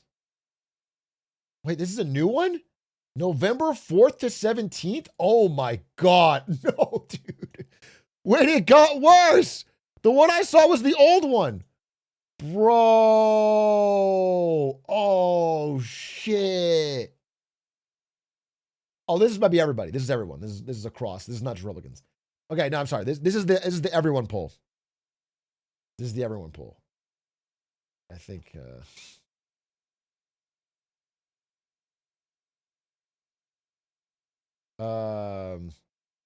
generic ballot polling among Gen Z. The fucking Republican support among Gen Z has collapsed. Just collapsed, dude. This was like flipped before the election 1 year ago. Flipped. Everyone's going Jeb. Everyone's going fucking Jeb.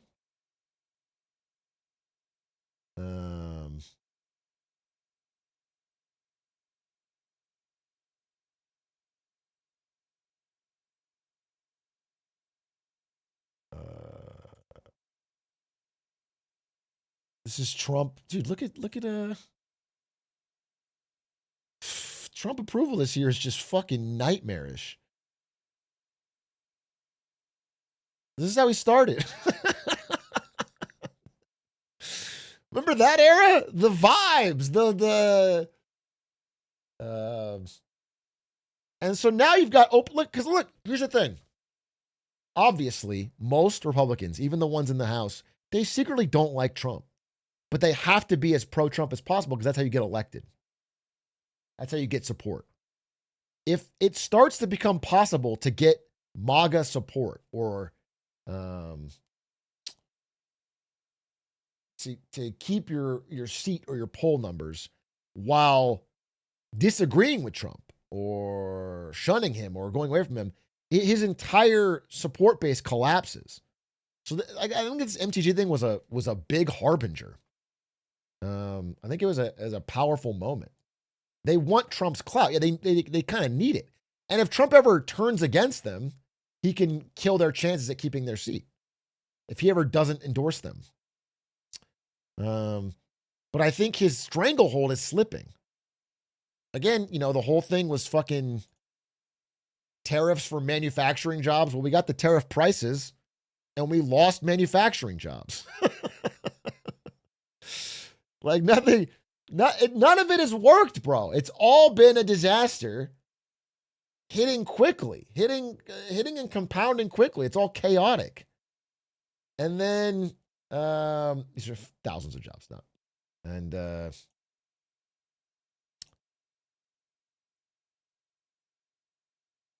what is this? Oh, I got deleted. Dude, on Fox Business, they're talking about. Now remember, if you do want to do another protein like beef, the price is still up. It's about, I believe, 5 times the price that it was last year. So just keep that in mind. Maybe you're hitting the grocery store. Bro, how can you watch that if you're a Fox News viewer and not be like, fuck, dude? And then when he's telling you we're in a golden age, everything's good. Of course they're going to flip on him. Of course. Of course.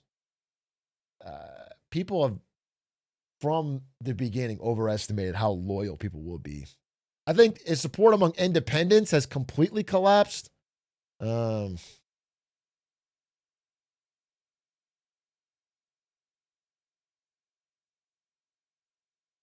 Berman, I would say November 21st, 3 days ago. This is the worst 10-day polling period for Trump in his entire second term.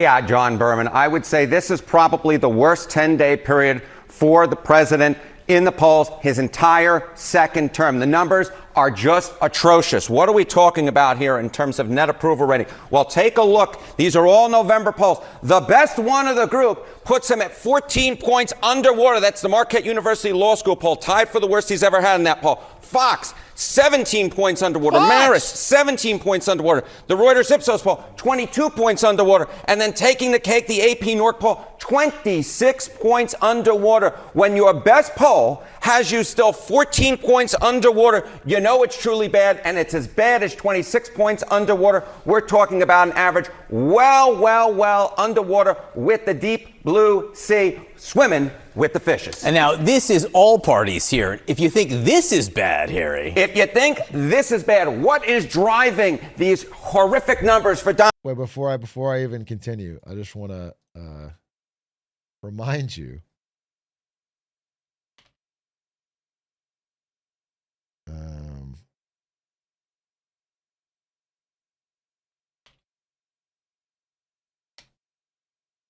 that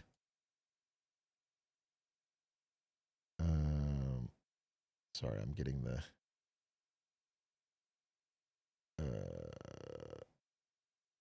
Paramount Skydance. Well, I think I said I don't own them yet. I guess they don't own them yet. But, you know, fucking the Ellisons are about to own CNN. I guess they don't own them yet. You know. Donald Trump. Well, why don't we take a look at independents? Trump's net approval rating with independents. Christ! Back in January, he was close to even. He was at -4 points. Not great, but not terrible.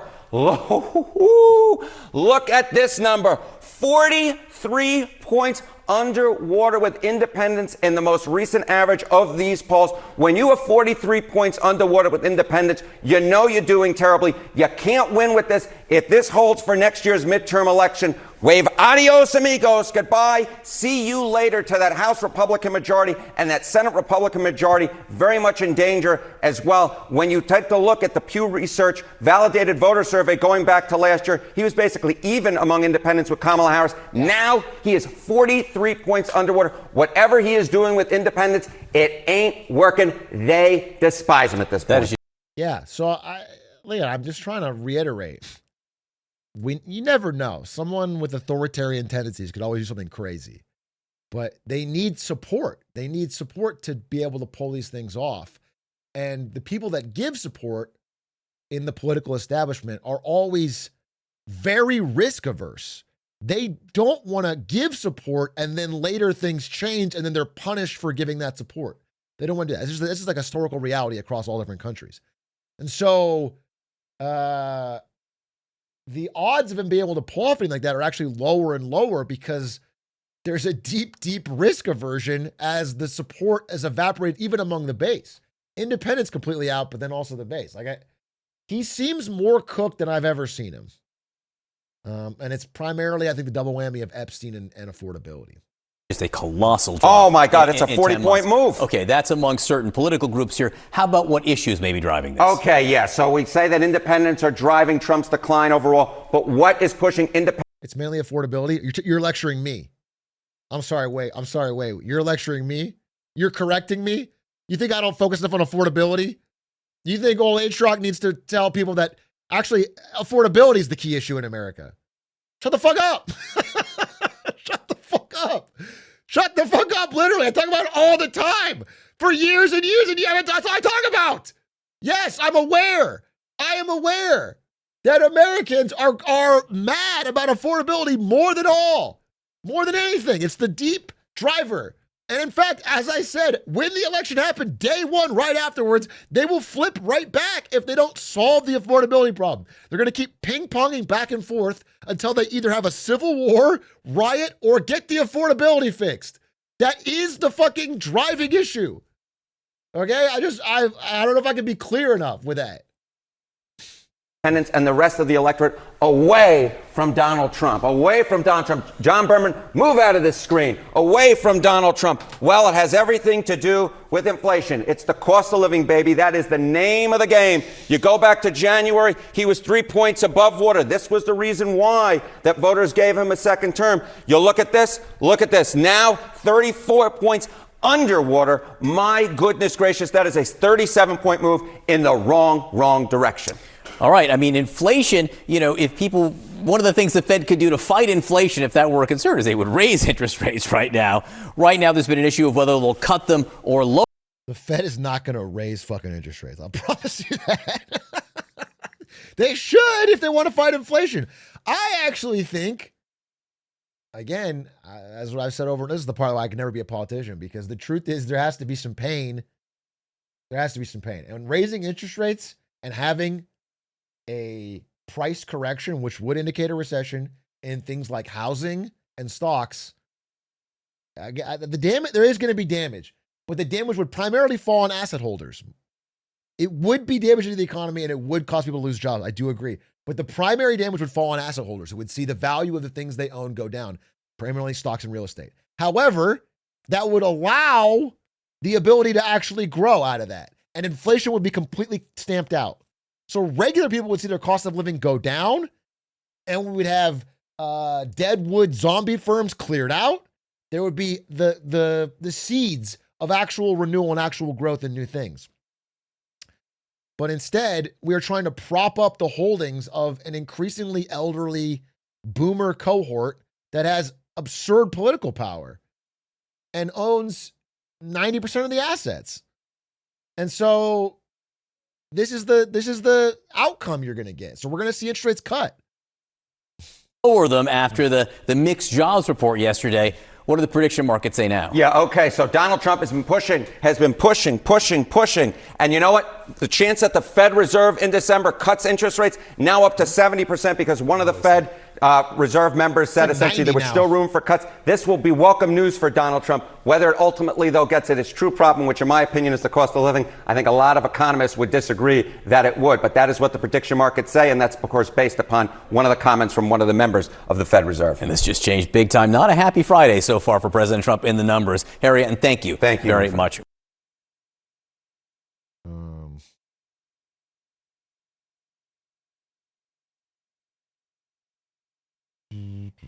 Source Kalshi?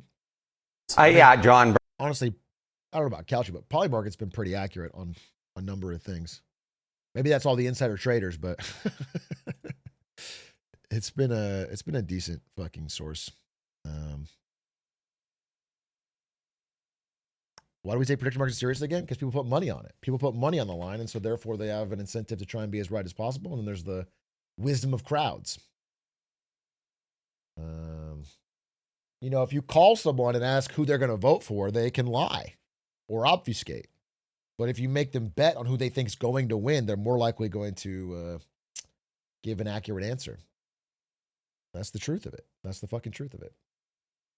And then you combine that with the fact that people that actually know the answer of things can insider trade and thus influence the outcome. It increases your odds of getting towards an accurate solution. Not always, but definitely in real time, a pretty good chance. Here's a coffee cow. When do we get truthful jobs numbers? Dude, I'm not confident we're gonna get them until we have a new administration. I'm actually not confident. We've now had the inflation numbers redacted, we've had the jobs numbers redacted, and we've had the GDP numbers now canceled. They keep either pushing them back or canceling them, or it's just it's a bad look. It's a bad look, bro. How can they just do that? They're claiming it's because of the shutdown. They're saying the government shutdown has made it so they can't get accurate numbers in time, which honestly, I guess could be somewhat true. But what's weird is like with the jobs numbers, right? They said, oh, we're not going to release them because of the shutdown. We can't do it. And then after they got so much pushback, they're like, okay, we are going to release them. And they're really good. It's like, wait, well, that's weird. I thought you said you couldn't do it. I thought it was not, you know what I'm saying? There's like, it's very sus. So I think it's pretty fucking banana republic shit. Like you can't, the numbers are no longer trustworthy. Pork my buns, think of the prime. Sayas, think of the 19 months.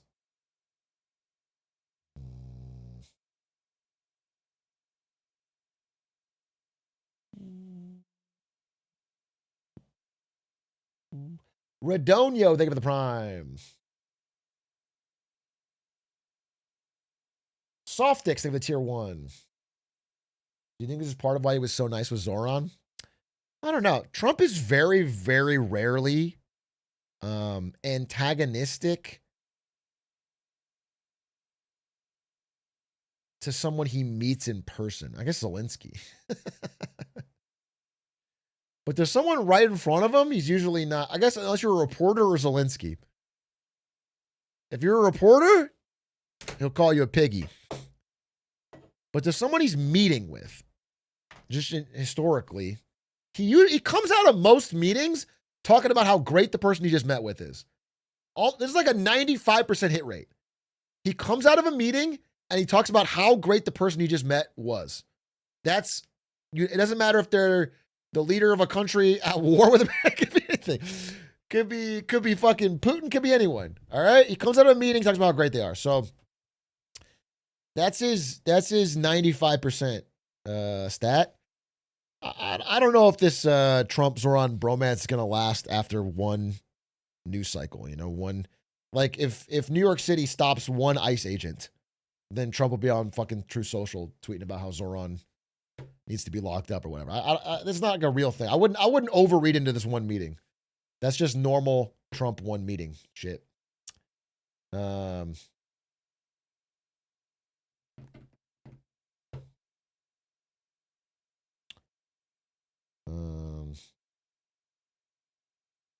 Why should he care about his approval rating if it's his last election? That's what the point I was trying to make, is that if Trump were tempted to do anything like extra authoritarian, realistically, he would need broad support. He would need at least extreme support from his base and extreme support from the Republican senators in the House, or Republican senators and Republican representatives in the House. And that's sort of evaporating as those people are fearing for their own, like, there's like a wave of lost elections coming. Republicans have been losing up and down the ballot recently, and then also we have these big ones coming in 26. I'm just saying the winds of change are trending because of affordability, which is sort of what we said would happen on this stream in the predictions and also at November of last year. And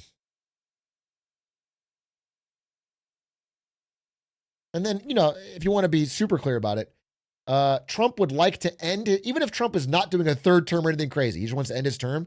He would like to end his term with a broad wave of popular support and Republican House and Senate majorities, because that drastically decreases the chances that he'll be impeached or punished in any way for what he's done now. Okay? So he is strongly incentivized for to still remain popular. I mean, MTG was saying that too.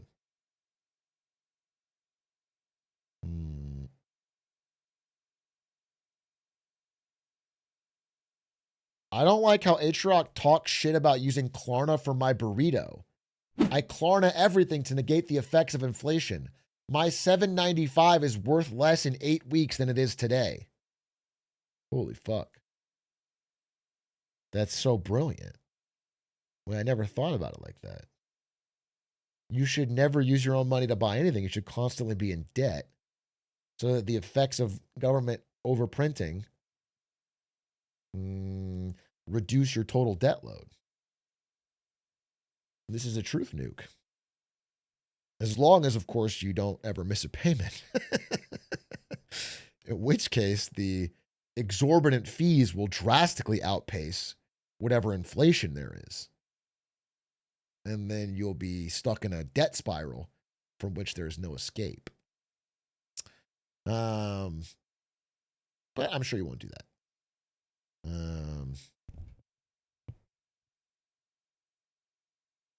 And you know what? I'm sure the people at Klarna are shaking their fist. No, he's outsmarted us. Fuck. Oh, because they hate when you figure out this one weird trick.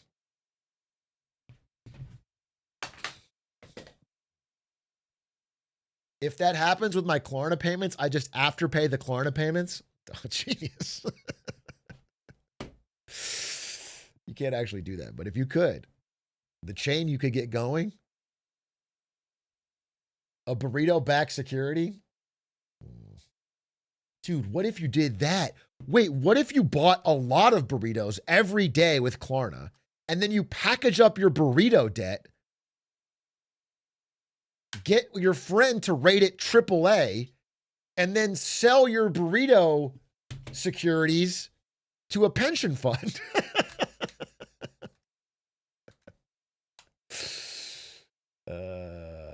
A subprime burrito loan.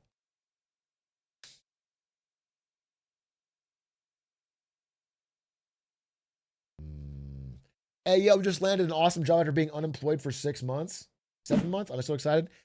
Skiggy0303, congratulations, WWWWW. We're very happy for you. 7 months?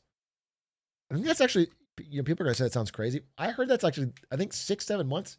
Oh, fuck, dude. Not intentional. Not intentional. Fuck, I was trying to make a real point.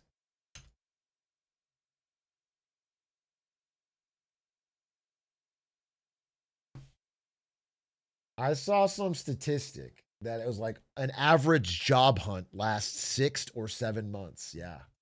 6 to 9 or something. 6, 9. Holy fuck, I'm a millennial. Wait, that's one for me. 6, 7 for you and 6, 9 for me, bro. Nice. Holy shit. And we're talking about job hunts, which applies to millennials and Gen Z. This is the ultimate. I'm crushing. I'm crushing, dude. Bro,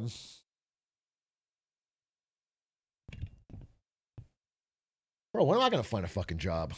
I gotta stop pretending with this streaming shit, dude. I gotta stop pretending. I'm wasting my time. I need to get a fucking job. I gotta put my fucking nose to the grindstone, and I need to find some. I'm unemployed ass. I'm out here talking to.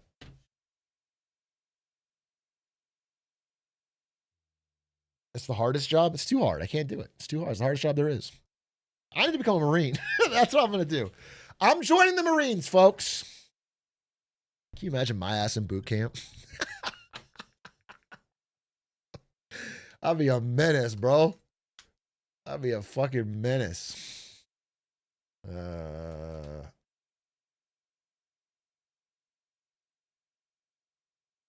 Unironically, too old to be a Marine? Wait. How old to be a Marine? I am too old to be a Marine. You have to be 28 or younger. Holy fuck, dude. Wait, that was my plan. This whole thing was a goof till I joined the Marines. Wait, I wasted my window. I'm chunk. Yo, some of you spamming boomer are 29. I just fucking know it. Some of you spamming boomer are 29. You can't be a Marine either. Don't fucking. We're both getting turned away at the door, bro. Don't fucking. I'm 27. I'm right there. Better fucking join now. Better fucking join now.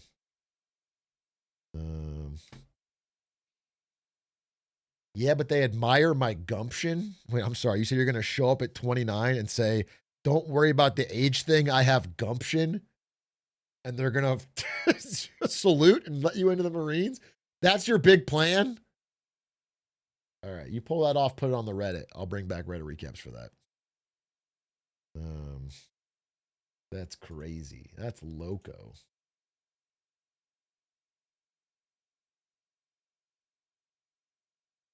That is loco. That is goofy goof troops, dude.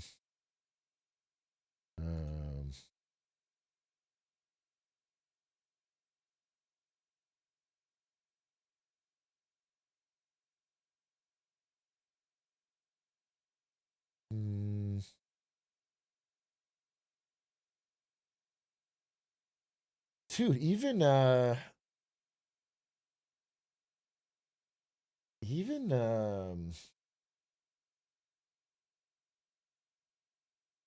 this is among independents?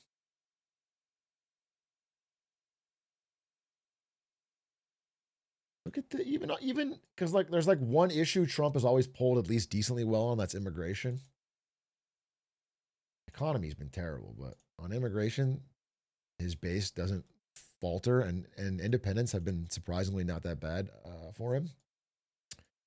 But even this, dude, they're flipping. ICE is detaining more people than necessary. Trump's deportation program is making the U.S. economy weaker, 43%. So like, if he doesn't have that, he's got nothing. That was like his one issue. That's why I saw there was like that. Dude, what was that White House post? Does anyone know what I'm talking about? They had like a big list of things and they just blamed them all on immigrants. It was kind of like the most nakedly transparent Hail Mary.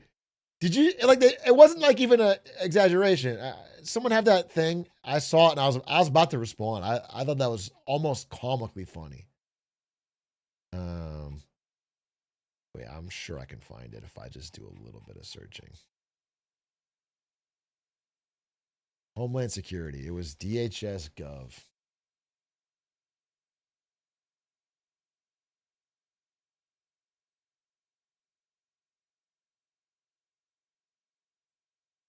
Where is it? Dude, the problem is every fucking government organization now tweets 50 times a day. That's not an exaggerated number. Look, I'm scrolling, bro. This is a recent tweet I'm looking for. But they tweet so fucking much now. All right, is this it? This is it. Rent is too high. There are tens of millions of illegals in the country. Groceries cost too much. There are tens of millions of illegals in our country. There aren't enough jobs. There are tens of millions of illegals in our country. This is crazy. Traffic is terrible. Healthcare is too expensive. I can't afford a car. I can't afford a... This is crazy. This is crazy. This is the most direct, like, blame it all on immigrants. And what's funny is, like, based on this logic, right? Okay, because rent has gotten higher during this administration. Groceries have gone up during this administration. Jobs have gone down. But yet you've done more deportations than ever, right? That's the whole that's the whole thing you would say, is that you've gone way up on deportations. You've been cracking down. You've been doing all these, and yet all this stuff's going up. So what's going on? Like, how is it? I thought the rent should be dropping, right? The groceries should be going down. It's just comical. It's crazy. But you guys are always like, so doomed. Well, no one will ever get it. Oh yeah, like, oh, we're laughing, but they don't understand. But I feel like a lot of people are getting that. A lot of people who voted for this are like, hey, well, this isn't true. It's not working. I think affordability cuts through, bro. I think it cuts through any fucking social media noise or echo chamber. I think affordability. You can only tell someone that things aren't, or that things are getting better on costs for so long, and that so long is very short before their bills and paycheck tell the real story. You know?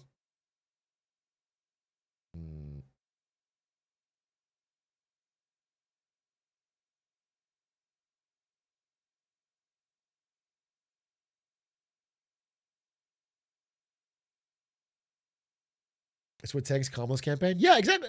It's funny that's why I think it's so funny that Trump is trying to run with this golden age shit, because I think he was accurately able to point out or to use this against the Biden Kamala thing. Like, Kamala, her inability to kind of break from Biden, that thing where she was on The View and they were like, would you do anything different from Biden? And she was like, well, no. that shit tanked her campaign because people already were feeling really bad about inflation in that time. So the idea that things are good or we're making big progress was not resonating with regular people. And now Trump's running the same gambit, but worse. He's running the same gambit, but worse, which is like trying to double down on lying. Like, it's just lying that it's good. It's not good.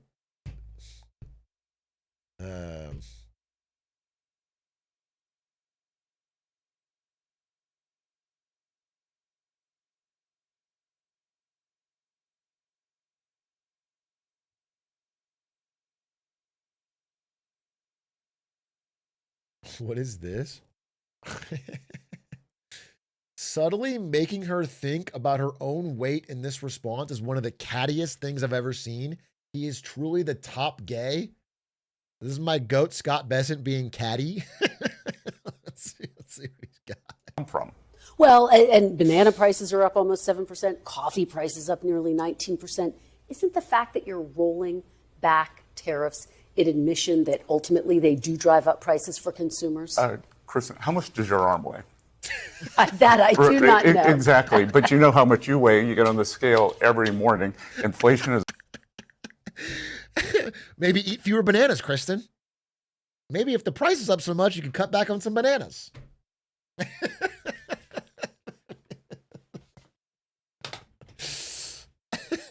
a composite number, and we look at everything. So we try to push down the things we can control. And as I said, that we are working on the energy prices are down, and everything flows from that. And I think we're going to see these other prices come down. And again, many of these goods were part of trade deals with countries that have been in the works for months. Sure, very quickly, come down in a matter of weeks, months? Sorry? Weeks or months? You said the prices will come down in weeks or months? Some are going to come down in weeks, some are going to come down in months. We just had in terms of affordability, we just had the best month in the housing market due to affordability, due to increased supply in October, best October in 3 years, best month since February. Let me ask you. No, I don't know if that's a lie. The housing is starting to come down.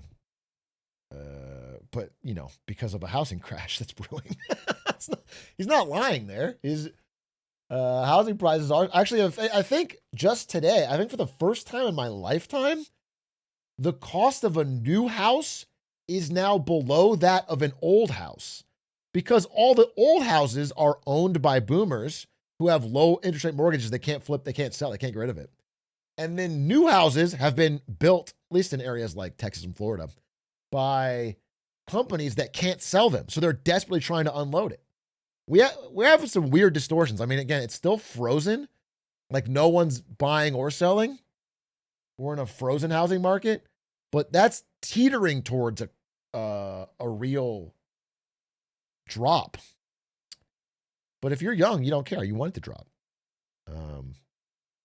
But it's funny for him to point that out because the thing about Scott Besson is I've just resigned myself to the fact that he believes that the only way he can have this job is to 100% glizzy glaze Trump and follow the party line at every moment. Because he knows that when he's saying that about the housing market. He knows this. He's still, God is my witness, whatever you see of him, whatever clip, he's better than Howard Lutnick. I promise you. I promise you. Maybe you guys don't know enough about Howard Lutnick. I promise you Howard Lutnick in this role would be, oh God, so much worse. And what's crazy, I have a clip here for you about Scott Besson. What's extra crazy is that even with all the glazing he's doing and all him and Rubio are doing to run around and try to do at least a little bit of adult in the room, is that, I think this is it, Trump still might fire Scott Besson, if you can fucking believe it. Despite doing everything Trump asked and running cover for him on interviews 24/7, Trump still might fire him. It's blowing it up. Because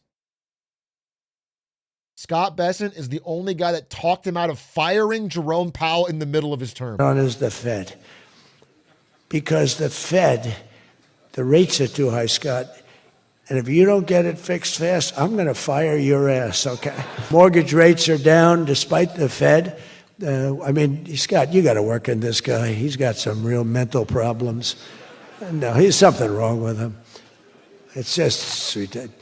I'll be honest. I'd love to fire his ass. He should be fired. Guy's grossly incompetent. And he should be sued for spending $4 billion to... You know, a little explanation here is, but like if you fire a sitting Fed chairman in the middle of their term, it completely banana republic undermines the faith in the U.S. Treasury, which is the bedrock of the global financial system. That's what all other countries take their excess dollars and put them into. Kind of gold now, actually, in some ways, but some of it is U.S. Treasuries. And so if you're firing a sitting Federal Reserve chair in the middle of their term and then installing a puppet to cut rates, it's a disaster. Your borrowing costs will go through the roof. And Scott Besson knows this as the adult in the room, even if he's fucking completely compromised. And so he has talked Trump out, I think he says here, of firing Jerome Powell. But he is so pig-headed on this, he might fire Besson in order to fire Powell, who only has like 3 months left on his term. Build a little building. I'm building a ballroom that's going to cost a tiny fraction of that, and it's bigger than the whole thing put together. You got to work on him, Scott. The only thing Scott's blowing it on is the Fed. Because the Fed, the rates are too high, Scott. And if you don't get it fixed fast, I'm going to fire your ass, okay? I can't tell you, Scott, sir, don't fire him. Sir, please don't fire him. He's got 3 months to go. Don't fire him. I want to get him out, Scott. Please. He's the voice of reason. You're very lucky you have him, I'll tell you that. Done a good job.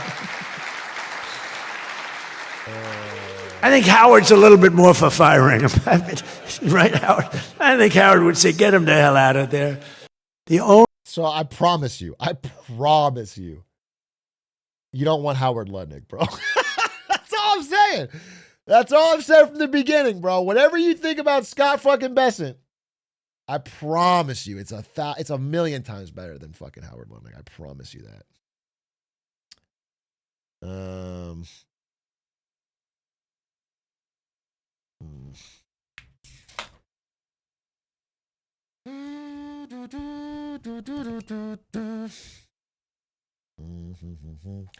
Besson will write a book in 2 years that'll go crazy.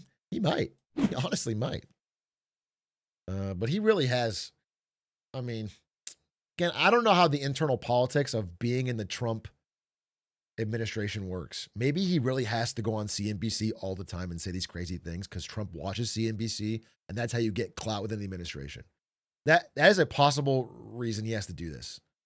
But in my mind, it's like, bro, you don't have to do this. Like, you can toe the line and try to make smart choices without having to get out there and debase yourself by saying open lies that you know you're too smart to know are. But he did punch Elon Musk in the face. People don't give him that credit. He punched Elon Musk in the face, gave him a black eye, and then punched Bill Pulte. So, I mean, let's not, you have to count balls and strikes here. You got to count balls and strikes. He also is gay. That wasn't like that tweet wasn't just joking. He is the only gay member of the administration.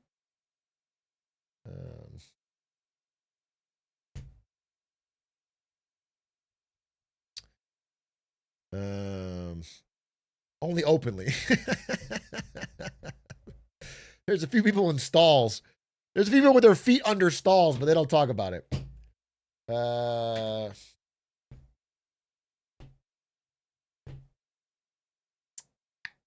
Dude, that wide stance meme was so funny.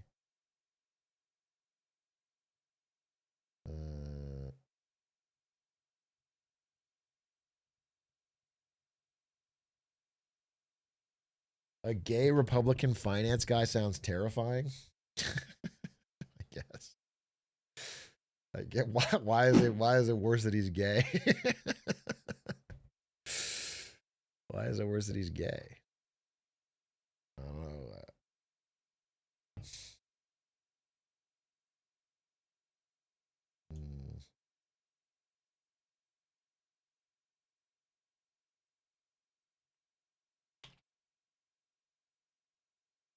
He has no kids holding him back. Wow, bold of you to say a gay man can't have kids. Scott Besson has 2 kids.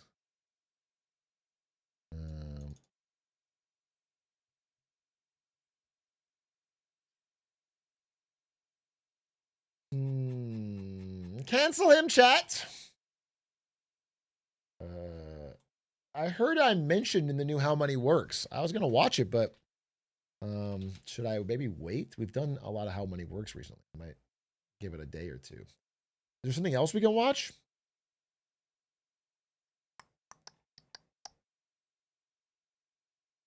Johnny Harris has a what being a billionaire really looks like 3 days ago. And there's a giant gold. It looks like a Mr. Beast thumbnail.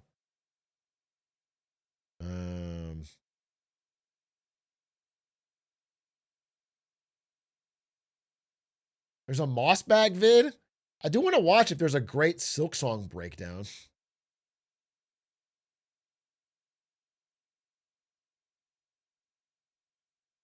I would be interested in that. Look at this. This is like this is beastified, bro. You got a fucking golden watch, golden helicopter, golden yacht. This is what $100 million looks like. 100 million $1 bills. Look at this. Sheesh. Okay, but watch this. This is what $100 billion looks like. Whoa. That's $100 billion. It's like 19 people on Earth that have this much money. Oh, and by the way, one of these guys just bought a house right up the road here in Washington, D.C. Oh, nice. Remember when we did the piles of cash? This is what $100,000 looked like when we did that visualization. So yeah, we're in a whole different echelon now. 100,000 shockingly looks like more than I thought it would.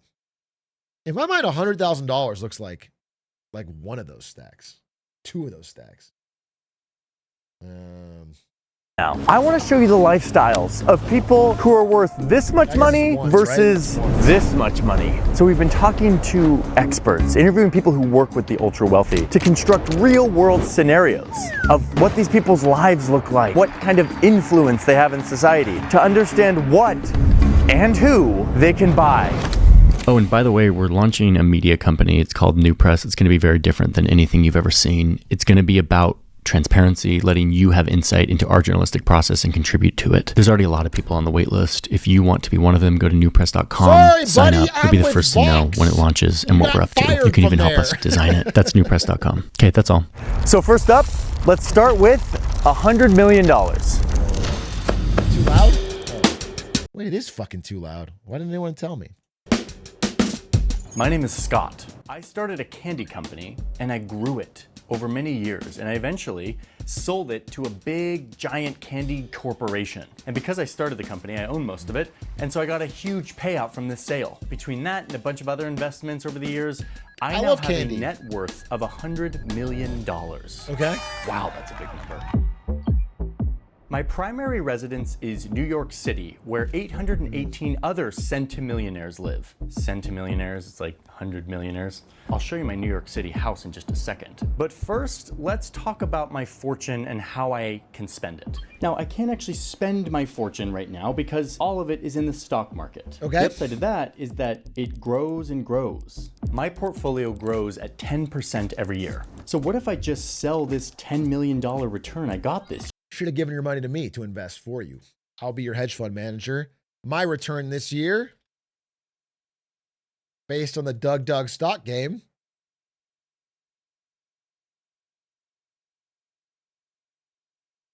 %.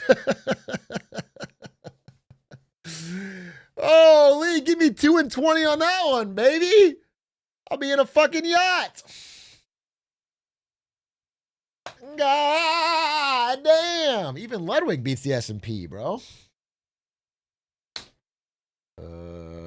Eat your heart out, Aiden. 31.4%. Yikes, little bro. And that's with you getting this fucking unreal. The metals company, Bink. 235% return on fucking rare earth metal war between China and America. You called that one, Aiden? You saw that coming? Fucking brilliant.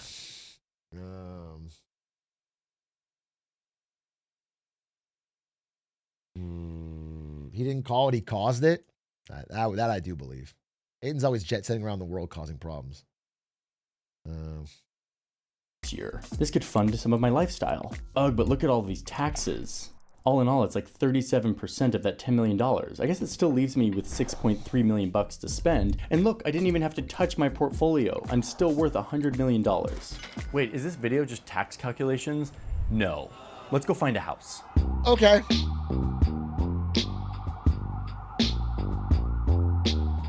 My budget for a house is... I'm sorry, I had to pause. Someone said, I'm surprised how much I liked Aiden when I met him.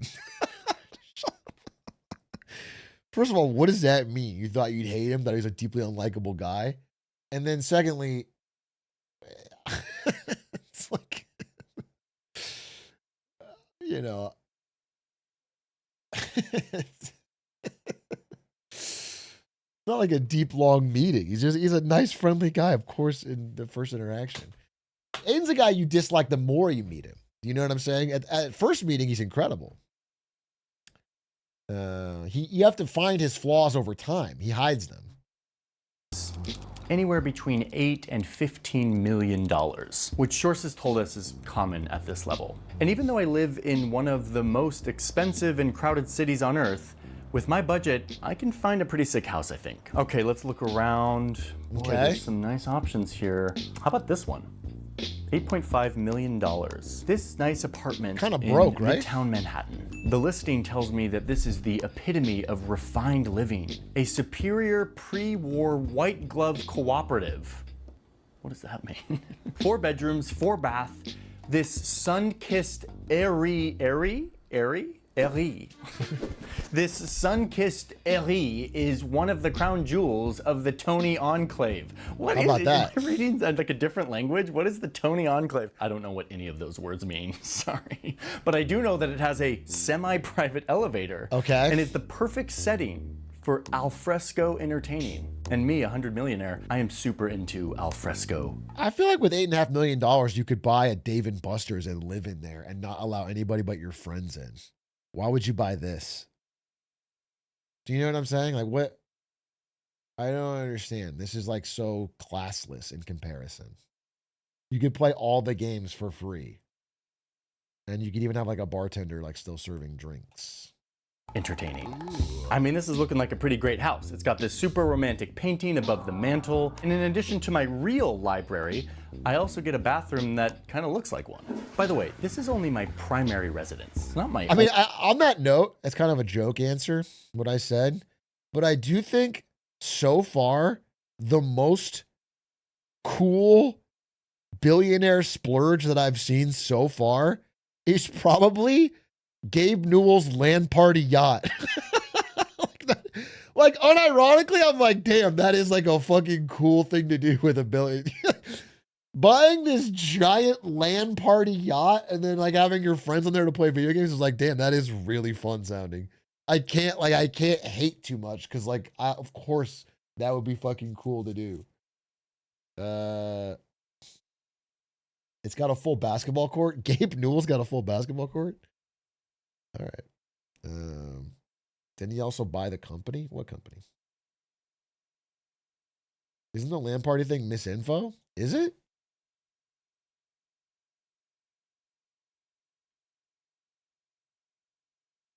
Gabe Newell caps off Steam Machine Week by taking delivery of a new $500 million super yacht with a submarine garage, onboard hospital, and 15 gaming PCs. That sounds like a land party yacht to me.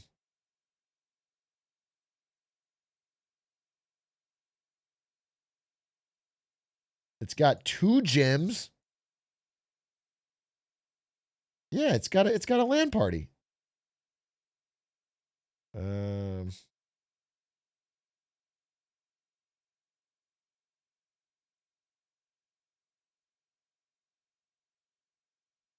I mean, I think that would be really cool.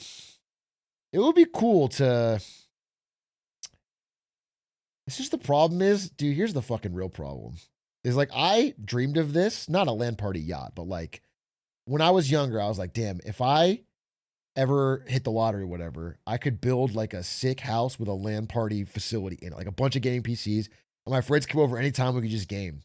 And then, now that I'm an adult, I realize that the problem with that is not getting the PCs. It's that as adults, no one has time. Like getting all my old buds together to like take a weekend and play video games is just not going to happen. That's not, we already do it once a year. And it's not, the problem is not the tech of getting the PCs. The problem is just that no one can fucking kick it and grind League of Legends for 18 hours like we used to. Get new friends. Yeah, good idea. I should drop all my friends who are either married or employed. And increasingly find only friends that can focus all their time on me and are unemployed as I get older. That's a good idea. I should surround myself with yes men who only want to play video games with me for money. Yeah, that's a really smart idea. Thank you for your diagnosis.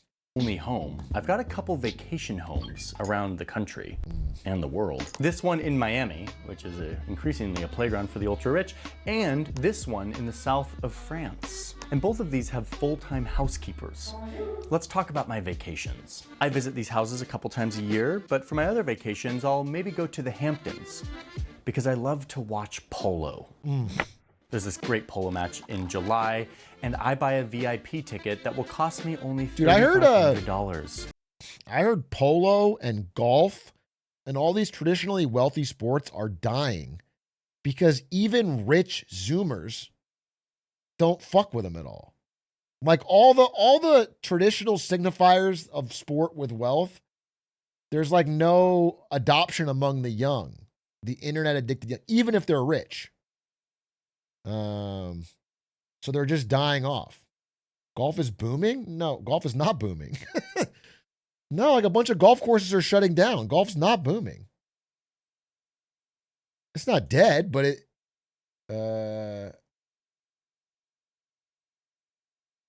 golf is not booming, dude. A bunch of golf courses.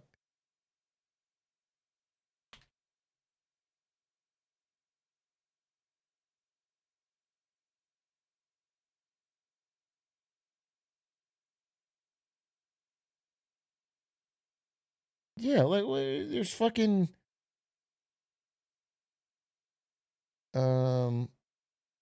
Yeah, I'm trying to find the full article. There's tons of closures, dude. Tons in 2025.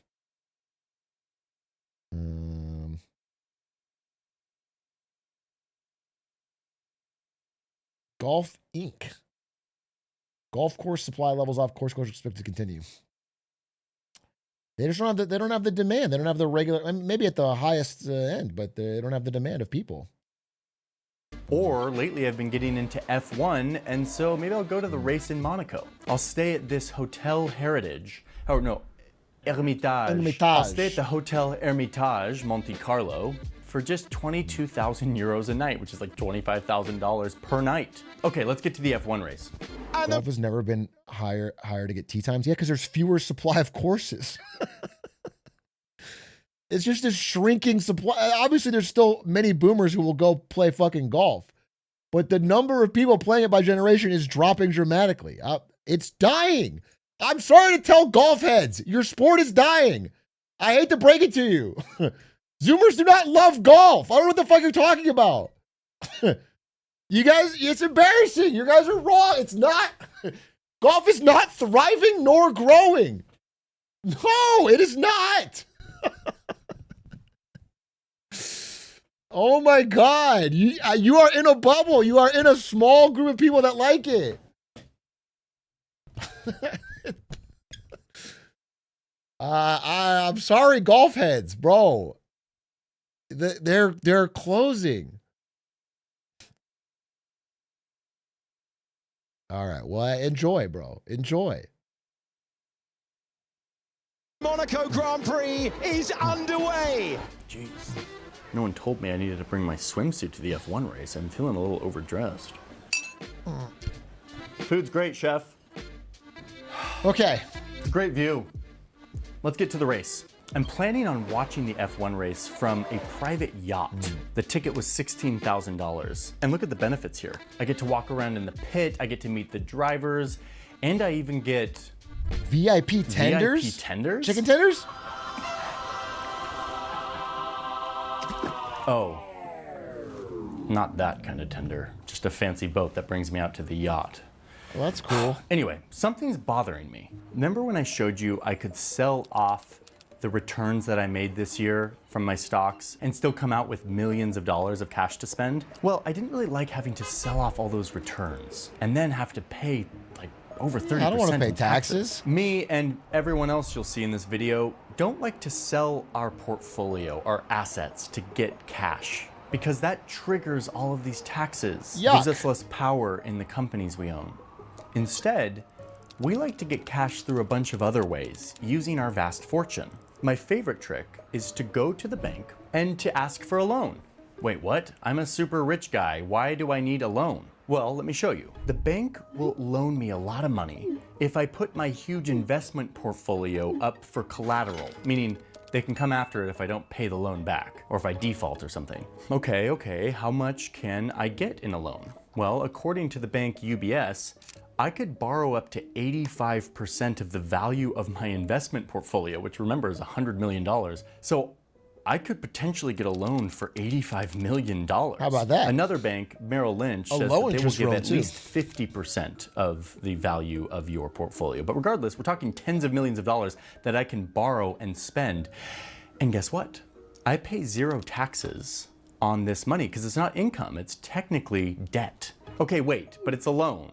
So I'm accruing interest, right? This isn't free money. Yeah, I'm but gonna have it's to pay low it back interest. someday and likely have to pay it back with post-tax money. So it's not free money. What's the deal here? Why am I doing this? Well, according to a lot of good reporting from the Wall Street Journal, people making $100 million or more can get quoted on an interest rate as low as 0.87%. Super low. In reality, today, under these conditions and with my net worth, let's just be really, really conservative and say that my interest rate on the loan is more like 5.9%. It's a lot higher than 1%. But watch what happens. This allows me to not have to touch my investment portfolio. I don't have to take out that $10 million of stocks and pay a bunch of taxes. And that is growing at 10% a year. Way more than the interest on this loan. Now watch what happens over time. This is the value of that $10 million left in my portfolio, and this is how much I owe on the loan I took out. That's a nice looking graph. My wealth is Ardubs, that's the dumbest fucking stat you could have ever quoted. That is the dumbest fucking stat. There's more Gen Z and millennials than old people, of course. But dollar for dollar, the money going into golf is way more from fucking boomers. What a dumb fucking statement. What a dumb fucking statement, bro. That's the dumbest thing I ever fucking heard. I'm not getting baited by fucking golfers, bro. You guys are sad that your fucking sport is dying, which it is. It is dying. Of course it is. Bigger sports than golf are dying. Gen Z in general is playing less sport. The idea that it's booming is so incredibly dumb. I did not know that I had fucking embarrassing golf addicts in here. It is dying. We know it's dying. It's insane. It's insane. It's insane. I did not know. Golf heads are in shambles, bro. The golf course next to me got turned into a Target distribution center.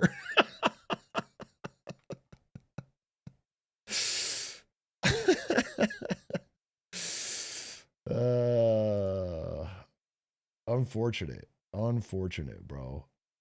is growing way faster than the interest on my loan is accruing. So this tax-free debt thing is awesome, and it's one way that I will turn my net worth into spendable cash without having to sell off any of my stocks in my portfolio. Okay, no more tax math for now. I want to go buy some more stuff. It's time to talk about private jets and yachts. Sadly, I can't afford the private jet that I want. Womp womp. But this doesn't mean I don't fly private. These days, I can easily just book a jet like this one. It can take me from New York to Miami, and it only costs me... Can you not have a... what wealth do you need to afford a jet? Like what? I always thought $100 million you'd probably have a jet, but is that too... Do you have to be a billionaire for a jet? At what net worth do you get a private jet?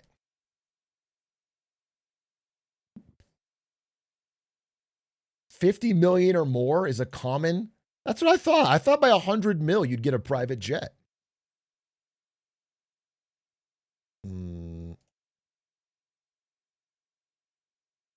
It's a big chunk of your money. Yeah, I mean, it would be expensive.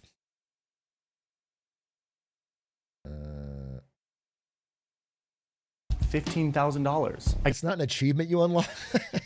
Oh, it's not? I thought when you hit a certain net worth, a fucking Xbox achievement score would pop up and they give you a fucking private jet. You can get from LA to Australia for $200,000 on this private jet. $200,000 seems like a lot, but let's compare it to the median net worth of a US household, which is $192,000. The median net worth of a household, not a person, a household. Spending $200,000 on this flight to Australia feels the same for me as a median household spending $384 for this ticket. That's pretty doable crazy. for a flight to Australia. Now I can get a better deal on these private flights if I pre-purchase a jet card like this. I fill it up with prepaid private jet hours. Prices range from $5,000 to $7,000 per hour for a small private jet and up to $20,000 an hour for a bigger, longer range jet. Maybe someday I'll own my own private jet, but my budget of $10 million doesn't really get me the fancy one that I want. I'll opt to charter for now. What I can afford is if you're a $100 millionaire. Yeah, I mean, you wouldn't want to spend more than 10% of your net worth on a jet. And you don't want the broke boy jet. It's almost more embarrassing, you know? If you're in the 100 million club and you invite people on your private jet and you have the old one. It's like kind of, this is what Aiden's probably shopping for right now with just yard money. It's a bit tacky. It's like, it's a used jet. It is a fairly large staff to run my life. I have 18 full-time staff members, and that's a real number of staff for people of this net worth from a Morgan Stanley report. I've got a personal driver, I've got a shopper, I've got a butler, a chef, a laundry person. I'm super into security, so I've got a head of security and a bunch of security guards. I have a personal handler who sets up all the logistics of stuff I want to do. Like I want to go yacht shopping this weekend. They're handling You can't afford a yacht at 100 that's million. him now. Hey, Brad. 100 million? That's not yacht money. Not like a real one. If you want a baby bitch yacht. Yeah, for the yacht show this weekend, can you make sure I get some VIP tenders? No, the real, the chicken ones. Oh, I'm sorry. He's just renting a jet and he's going to buy a baby yacht. He's actually kind of broke when you think about it. Like, actually, in America, you can't really survive on 100 million is what I'm realizing. That's what I'm realizing. He's kind of broke. It actually is kind of an embarrassing amount of money. And I almost forgot, my most important staff members are the financial and legal experts who find the most clever ways to reduce how much taxes I have to pay, which my wealth manager, Jeff, keeps selling off all my stocks at a loss, and we're like losing money. Jeff, what are you doing back there? Don't worry, Scott. This is called a wash sale and I know what I'm doing. You get back to yacht shopping. Okay. Loss harvesting, wash sale. I don't understand it all. Jeff does, though. Anyway, back to yacht shopping. Wow, look at these yachts. I'm actually sad to discover that I'm on the lower end of ultra wealth. So my yacht is actually not that fancy. It's not a super yacht, that's for sure. It looks more like this. It costs a little over $1 million. I might splurge and get this guy. Costs more like $6 million, but Man, I think it is called a wash sale is whenever you sell your stocks at a loss and then rebuy them immediately so that you can take the losses on your taxes. So if I bought a stock at 100 and then it's down to 85, I sell it, then rebuy it at 85 so I can have that deducted on my taxes. It's illegal. It's illegal. So technically, I'm sure they're finding some loophole. You're not allowed to do a wash sale. But there are ways around it where they use things that track essentially the same security.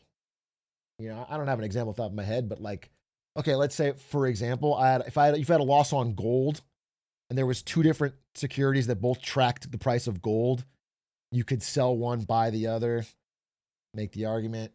You need like a tax lawyer, but yeah, sell Vanguard, buy SPY, that kind of thing. But you know, I'm pretty sure even those specific examples are also banned. So it's like, you have to go deeper.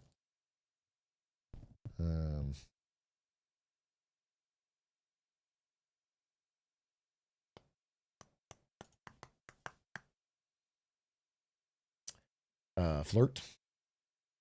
But this is still pretty entry level. Because at this point, yes, I've got loads of money. I can buy and travel and live how I want. But what separates me from the big dogs who we're about to see is yachts and private jets, but also influence in society. I do some donating. I donate a bunch of money to politics. I gave $900,000 to a PAC that supports the candidates that I hope will win. I also belong to the invite-only Aman Club, which I had to pay a $200,000 initiation fee for. My membership fee is $15,000 a year, and I get to rub shoulders with people way richer than me, like Bill Gates and even the Kardashians. $200,000, you could have bought a lot of gifties in here and got real influence. Okay? $200,000 worth of gifties, you would be hobnobbing with Punch. Okay? With Ludsey, with the elite of the Atrioc chat. You'd have a real.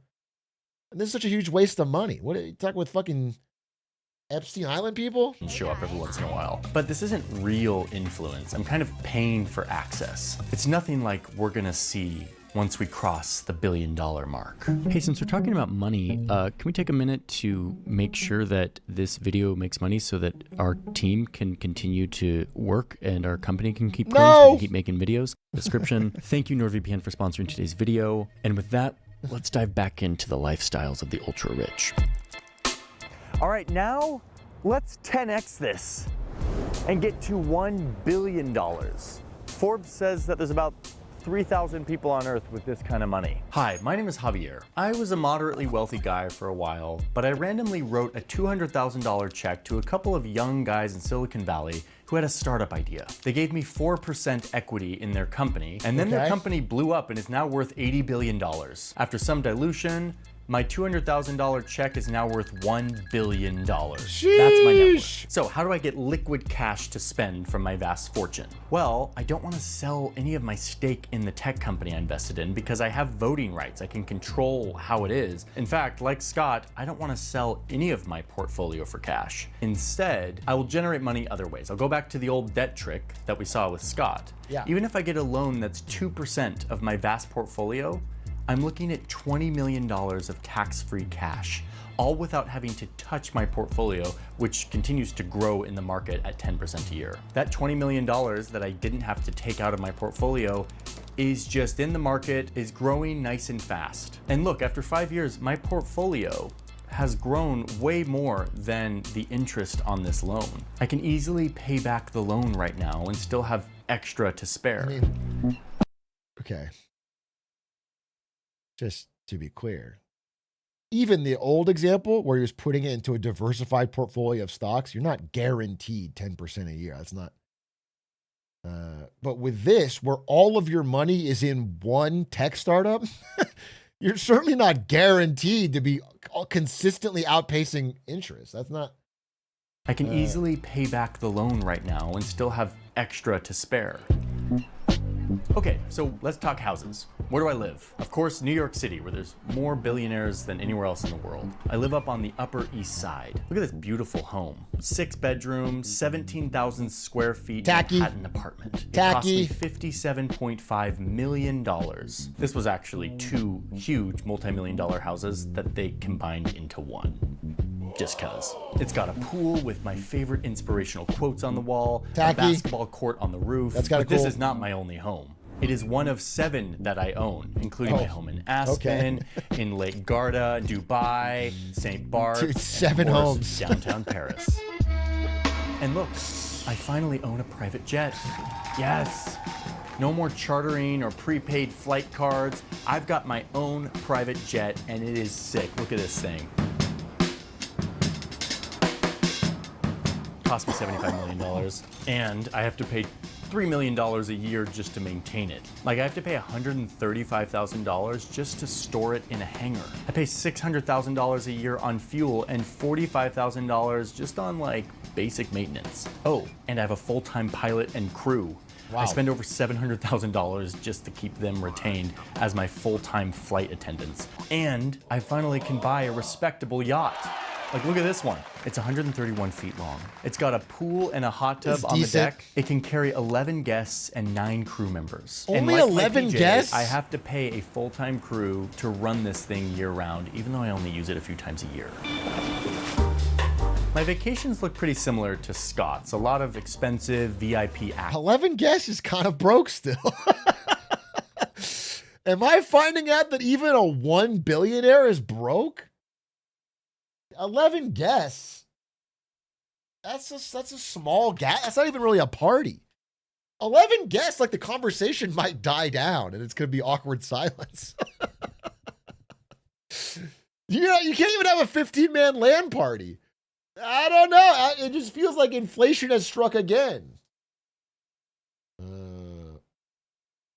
Access, but just a little more elevated. Like, I paid $3 million to watch the Super Bowl in this suite with Taylor Swift and a bunch of other rich people. The difference between me and Scott is I get invited to stuff that I don't even have to pay for because we're kind of all a little bit post money at this point. Like the Monaco Yacht Show, they have an exclusive opening day. Scott was paying $2,200 for a ticket, but I'm one of the 200 people that they just invited to the VIP experience. And in fact, where Scott's vacations were about lavish, opulent hotels and God, experiences, Scott was so I have broke. kind of a different vibe. I care mostly about privacy and security. In fact, the places I stay look a lot more like this from the street. Unassuming, not drawing any attention. But behind these walls, I've got everything I need for my vacation. My security team flew in a few days earlier to secure the property, and then I arrive with my butler, my chef, even my personal doctor is on site. I've got a dog walker who I pay to just hang out with my dog. Dude, why would you fly to France and then bring your own chef?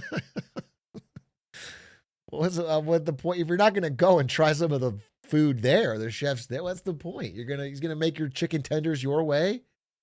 And of course, my Or Italy, luxury I'm sorry. travel coordinator who just zipped into town to connect with the brands she's been communicating with. They're planning to come to my villa to set up my own personal store boys in don't one of get the it? many bedrooms so that I can browse the latest fashion without leaving my villa. By the way, that's a real example from our reporting. A family who did this during one of their vacations and ended up spending $1.5 million on their little in-home designer store during their vacation. In fact, I want to super clarify that all of these examples are based on real reporting, real examples from our interviews with people who work with the ultra rich. Many of them don't want to appear and be quoted in this video, but we're grateful that they let us in on some of these lifestyle details of how people live and travel at this wealth level. Anyway, I'm Javier. And at this point, it's hard to know what to spend my money on that Scott can't. Like, we can both buy a $91,000 shirt, which sales tax alone on this puppy is like $8 grand, $9 million painting. There's a few things that are out of reach for Scott that I can buy, maybe like this nearly $3 million bottle of whiskey. What I can do at this level is pay for hyper exclusive experiences, like paying my favorite band, the Eagles, to fly in and play me a show. I'll pay millions of dollars for this. And in fact, they've negotiated only playing Hotel California one time, but it was totally worth it. And yes, that $6 million private concert is a real example too. Anyway, let's go back to security, because now that I'm a billionaire, I'm a little more well-known, and my security team has grown. But I'm also starting to get a little more... I wonder if you can even afford to like buy someone to deliver you Chipotle in California. Or is that not quite the wealth level yet? I wonder if you can order like a burrito with guac to be delivered to your door. I don't think they're quite there, but that's the 100 billion. That's the Elon Musk level. Because that is quite pricey. Paranoid. Thinking about how I'm planning for something They Klarna it? apocalyptic. We rich people think about this a lot. What if we lose it all? My vast wealth is in the market, in the economy. And if order breaks down, it could be worth nothing. So I'm going to invest in some backup plans. A bunch of land in upstate New York. And in fact, I'm even working on a bunker. I love bunkers. This thing's got food storage, a decontamination shower, a high-tech air filtration system, 4 bedrooms, a hair salon, a shooting range. Listen, I'm not a prepper, but you know, just in case, and I've got the money to do it, why wouldn't I? I'm worth $1 billion. I think these so at bunkers this point, I kind of have an army of tax professionals optimizing my wealth so I can pay as few taxes as possible. And Congress just passed some legislation that's really helping me out on this. Hell yeah. BBB, baby. At this level, I start to get weird and creative with my money. Maybe I'll buy a hotel chain, or maybe I'll invest in bubbles. No, not those kind of bubbles. Bubbles is the name of my thoroughbred horse that I bought for $3 million. I paid millions of dollars, and then I had to, of course, build a home and a bunch of stables for Bubbles, and I had to like get That's a trainer ridiculous. and feed and care and medical attention. It's a lot of money, but it's a business expense. And Bubbles is a depreciating asset on my balance. If you're at this level of wealth and you're not sponsoring like an esports team, what is your point of your life? If you're not subsidizing a money-losing esports team in fucking Counter-Strike or something, then why? I don't get it. A fucking horse? Balance sheet. I'm supposed to try to make a profit off of Bubbles, but really I'm doing it because on race day, I love showing up to watch him race. Get to hang out with my friends, spend some time at the track, throw a big party, and watch Bubbles race. Come on, boy, come on.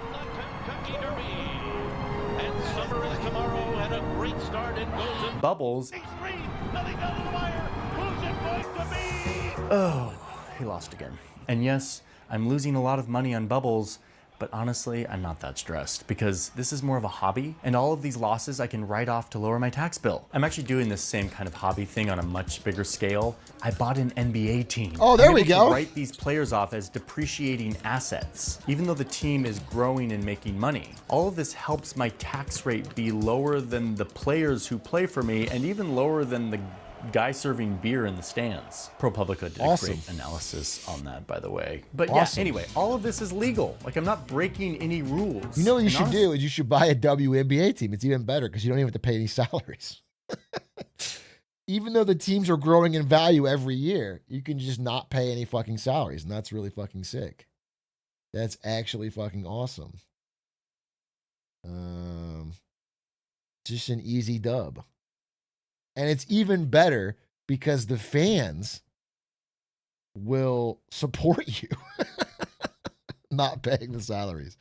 They'll actually loudly and passionately advocate for you not paying the salaries because it makes them feel better about themselves. So it's actually a fucking sick spot to be in. You can fucking cook them on percent of revenue, and then people who don't even know you will loudly and passionately defend you. How about... Hi. You're busy. I was just talking about how women shouldn't be paid for stuff. Smarty. Well, I'm not busy. What's up? Nothing. Oh. Waiting for my wontons. Oh, that sounds good. Yeah.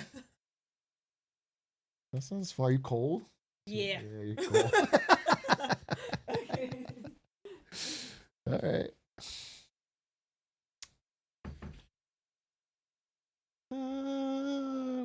Bacon for wontons. I hope she made some wontons for me. It's really fun. And look, I have the best seats in the house. Oh, and by the way, I still pay a lot of taxes. My businesses pay corporate taxes and income taxes and payroll taxes and property taxes and sales taxes. I contribute massively in dollar terms, and my businesses generate huge amounts of tax revenue and jobs, and I took a risk in building my wealth. And when I sell or die, the government takes another giant cut. I'm paying plenty. And I'm pissed. I'm paying so much that I'm gonna use some of my influence to try to change that. Let's go. I've got my eye on a Senate candidate. I've contributed $20 million to his campaign to get him reelected, and he won. Yes! It's a few months later, and Congress is working on a bill. It could have big ramifications for my business and therefore my net worth. And so I'm gonna call in my favor to the senator who I donated so much money to help reelect. I need him to insert 8 words into this massive bill to allow my business to qualify for a huge deduction. He does it. Last second, and I just saved hundreds of millions of dollars in taxes. 20 million bucks to get this guy elected in exchange for hundreds of millions of dollars in savings? That sounds like a good investment. Thanks, Congress. My financial advisors have been telling me that it's time for me to not just be a rich person, but to become a philanthropist, to give away my money and to save some taxes in the process. How about, let's see, what can I give away? Well, I've got this really nice art collection. An appraiser said that it was worth $130 million. Oh, yeah. I'm gonna donate this, but I'm not gonna donate it to like a public gallery. I'm gonna donate it to my own family's private nonprofit foundation. And as long as I make this art accessible to the public, I can write off the $130 million from my taxes over several years. Okay, so I have to make all this art accessible to get the tax write-off. What counts as accessible? Luckily, the IRS isn't super specific, so I've decided to open up the art room to the public, but just in kind of random 2-hour slots that you need a lottery to get an access to. There'll be only guided tours on random Wednesdays, no regular hours, no self-guided tours. That's accessible, right? I'm taking the tax write-off. How about that? Guys? Nice approach. Yes. And yes, that is a real example of philanthropy really being vanity. Dude, what's really cool is all that money in your art foundation, you can now hire all your cousins and nephews and family members, and they get jobs that are tax deductible on your fucking foundation dime to fly around the world and do jack shit. And it's this awesome fucking system.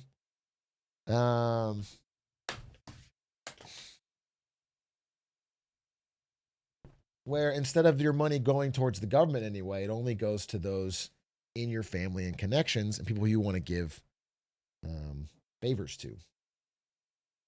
Projects with no public benefit. Thanks again to ProPublica for their great reporting on it. Okay, moving on. Now, there are billionaires who give to real causes that benefit real people, who give away a large amount of their fortune to actually change the world for the better. But it's also very common for billionaires to use foundations and philanthropy as tax shelters and vanity projects. And the IRS doesn't really come down on these people very often. Oh, I just got an email saying I'm going to Switzerland. Because I donated to the presidential campaign, the president is assigning me to be the ambassador to Switzerland. And I know the president said that he wouldn't be appointing his donors to these types of roles, but here I am. Seems like a lot of us donors are getting appointed. This is great. Let's get the jet ready to go to Switzerland. So you can see that my fortune at this point buys me anything I want. Damn, Switzerland's nice. It's actually starting to be more and more about buying influence in society and politics. But this is just the beginning. Let's see what happens when we 100x this. Okay, things are about to get kind of nuts because we're about to 100x this pile. To go from 1 billion to $100 billion. There's less than 20 people. If you have $100 billion, why not simply print it all out in $1 bills and then stand on it? So you have the tallest tower in DC like this. Wouldn't that be the coolest possible thing you could do? And then look down on everybody. I mean, it'd be a little risky, I guess, a little scary, but it'd be pretty cool. Like your aura would be awesome. If you're standing right here, come on. You could have like someone, you could be flown up there, dropped off. The aura of being up here would be crazy. Or you could lay down on it like in Breaking Bad and like money angel to money, and then dollar bills are flying off and everyone at the bottom is like waiting around. There's less than 20 people who have this much net worth or more. They're almost all Americans who started technology companies. Elon Musk, the world's richest man, has anywhere from 4 to 5 times this much, depending on the day. And at this point, there's no way I can convince you how much money this is. Cool. Like, you have to combine the incomes of over 7.5 million Americans toiling away, earning the median salary of $63,000 a year. 7.5 million people earning the amount of money controlled by one guy. Hi, my name is Bradley. I founded a technology company decades ago, and it is now one of the most valuable companies on earth. I still run it actively, and most of my $100 billion fortune is in the form of a huge amount of stock in this company. How do I even think about where to live? I could go the direction of Indian billionaire Mukesh Ambani and build my own personal 27-story skyscraper, complete with a hanging garden and a 6-floor garage where I can store 168 cars. Or I could collect a portfolio of trophy homes all over the world. I'll buy this one in Florida for $173 million. It's got 33 bedrooms and 39 bathrooms. That is a lot of toilets. I'll buy a spot in London, but I'll make sure to buy all the properties more around than one it, bathroom so I've got per a lot of bedroom is privacy. crazy. That one cost me $202 million. I'll grab a bunch of property along this coastline in Malibu. I'll buy this private golf course next to my 19,000 square foot mansion, even though I don't really play golf. And I'll even pay $86 million for a Zen temple in Japan because You better start playing quick. Japan. Let's add to you won't be able to relate to the this Zoomers. Entire island of Lanai, Hawaii. All in all, my big portfolio of houses around the world adds up to about $2 Zoomers won't even billion understand you if you don't talk about But if golf. I'm They're like so Larry into Ellison, it. whose homes all of those I just mentioned are, this isn't even 1% of my net worth. But I don't want to just buy Jesus homes. Christ, he has $2 Maybe I billion wanna in property buy alone? A social media company.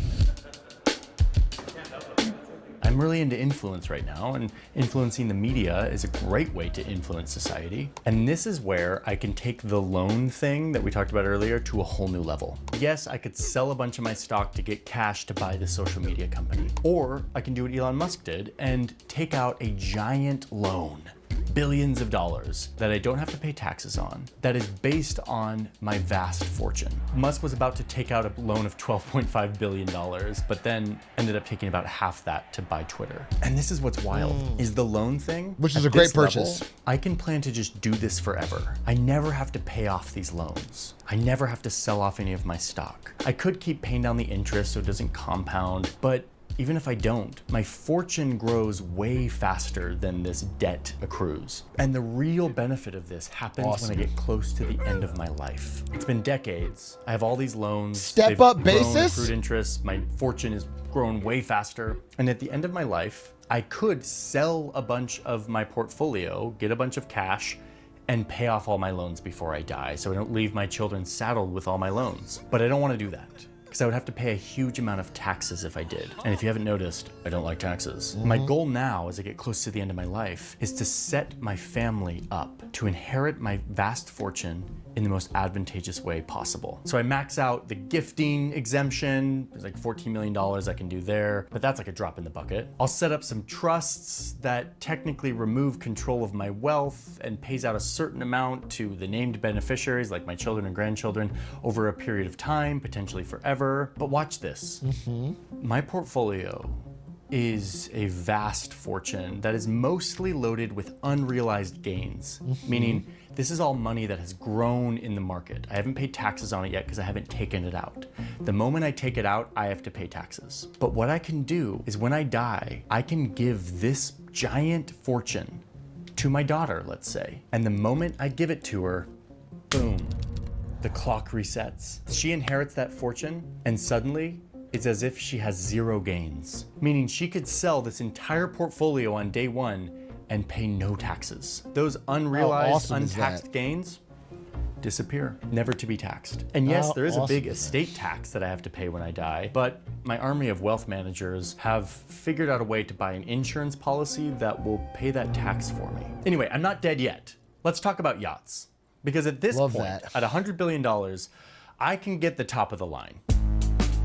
Ooh! Look at this 600-foot long, That's a real yacht. $600 million yacht. This thing has a crew of 80 people. It can cross the Atlantic without refueling. It's got a pool, a helipad, a movie theater, a golf training room, because, you know, I gotta practice my swing when I'm out in the Atlantic. I pay my crew super well. Many of my crew stay on board my yacht for years. Got to. Oh, and did I mention that it's not just the You wanna yacht. be relatable I also to broke have this Zoomers. little shadow barge that follows my yacht around when we're out Golf's to not sea. dead. It carries extra Billionaires fuel are practicing so we on can their be out yacht. on the water longer. It also keeps some of my car collection. Oh, what's that? You're burning to hear about my car collection? I have 2,000 cars. Oh my God. This Dude, giant I collection hate is worth this. around 200 million. I hate it's especially a boomer obsession. I guess maybe it's a wealthy obsession because boomers have the wealth, but it feels like a boomer thing more than anything to care about cars. I don't get it. To care about cars, to have so many more cars than you can ever possibly drive. I don't get it. It's such a weird use of money. Just garages filled with cars. If you're a super car guy, I could see having, you know, a few that you like and drive. But the collecting of it is so, I feel like no one else cares. It's such a stupid.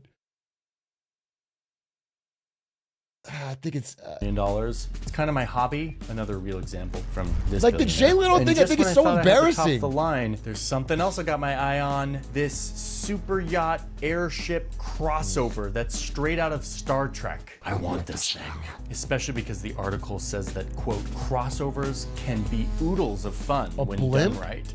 I want oodles of fun. My super yacht's starting to look boring because I have to stick to the sea. But with this crossover, I can go anywhere because it literally turns into a blimp and goes onto land, and it costs about $1 billion. And That's yes, it's got all the crazy. bells and whistles, a pool, a sauna, a gym, a helipad, tenders.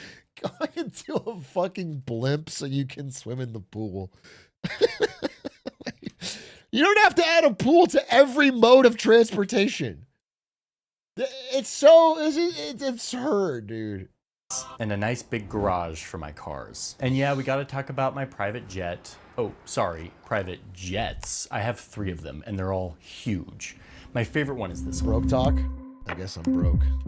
This is the ACJ 350. It's got a cabin that's 167 feet long. Over 3,000 square feet of floor space on this sucker. I bought this thing for $360 million. And I spent another $100 million just to renovate the interior because I wanted a spa on board. I mean, totally worth it, right? Oh, and on a more grave note, I had to make a deal with my pilot that in case of the apocalypse, which I think about a lot, I'll let him and his family come with me to my compound. Like if we have to escape, I need to guarantee that I have a pilot to fly me away in case like the mob comes knocking.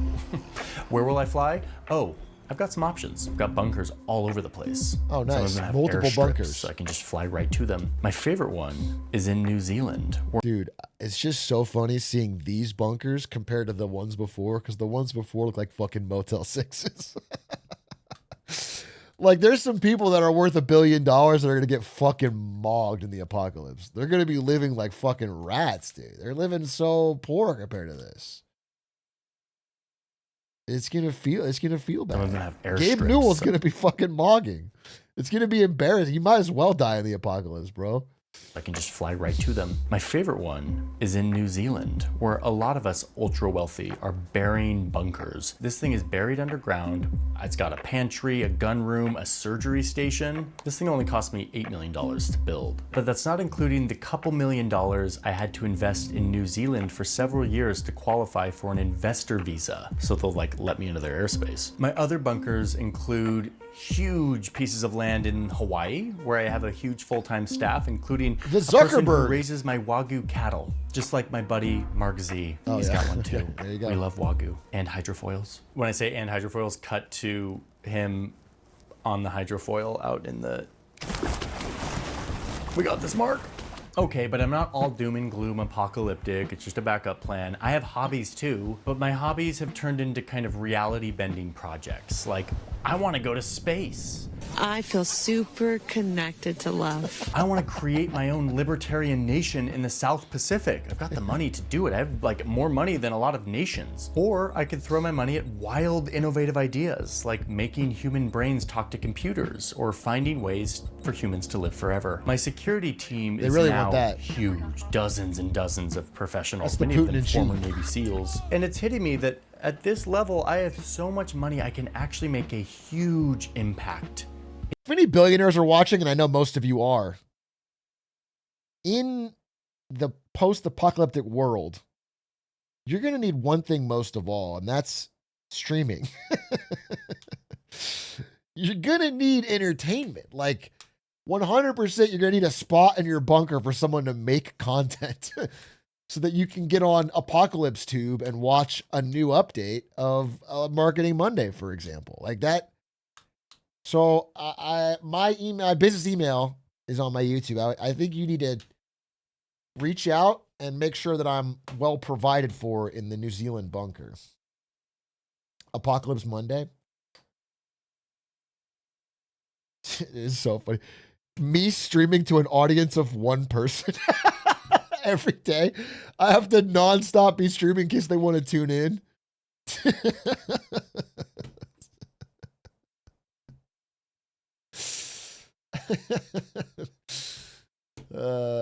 That's actually hell, dude. That's hell. In the world. I have the ability to give away over $19 billion of my wealth, no strings attached, to help change the lives of underrepresented people like Jeff Bezos' ex-wife did. I could put billions of dollars in... And I'm still donut walling. I'm not reading the gifties from the one person.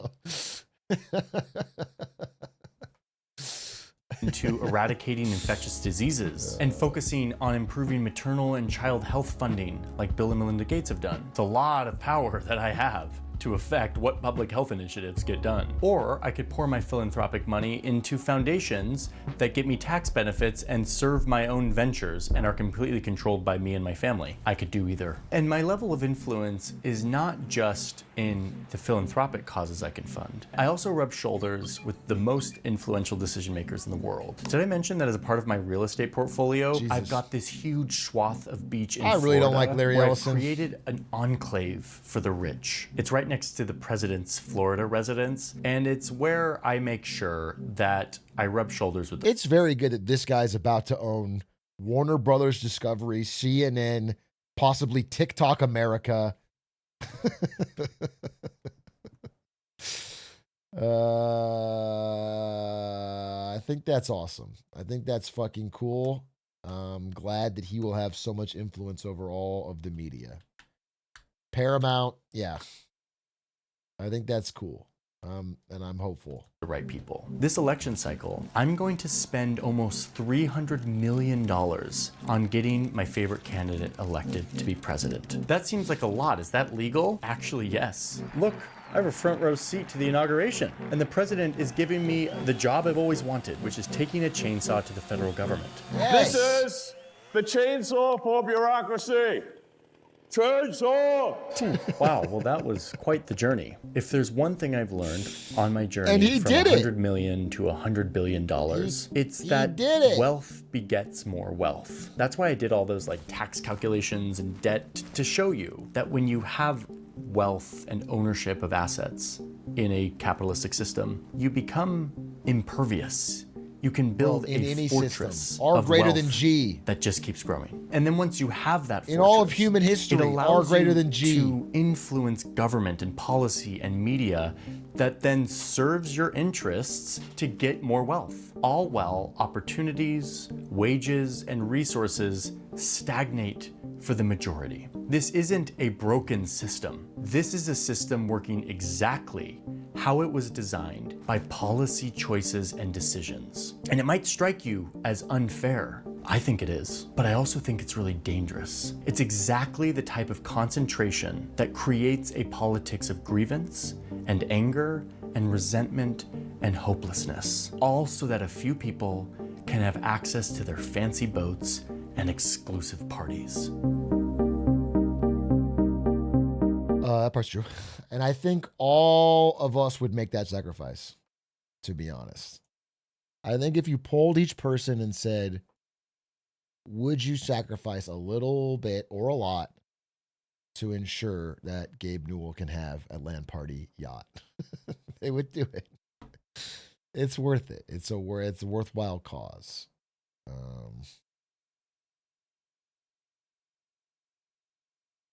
Steam's Black Friday deals are live.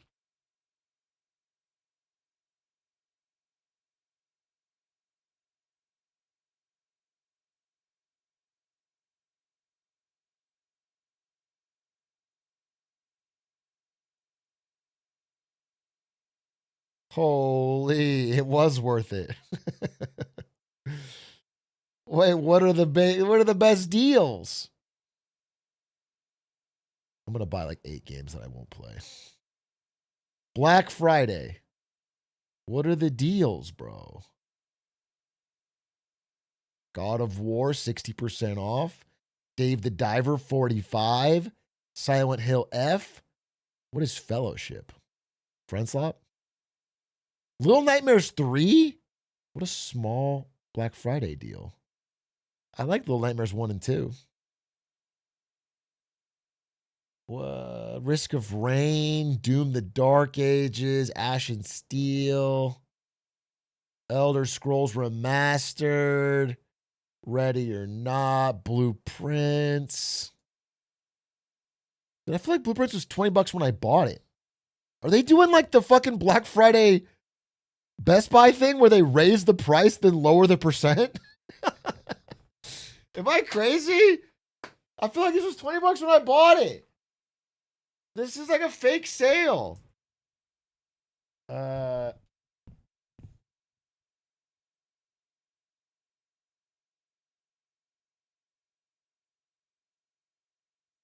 Interesting. Thief Legacy of Shadow VR, Deus Ex Remastered? I love Deus Ex. Does it actually look good? Not really. I mean, the new graphics aren't. I love that game, but releases 2026, huh? Pre-purchase. Yeah, like I thought it would be a whole new engine or something. This doesn't look that.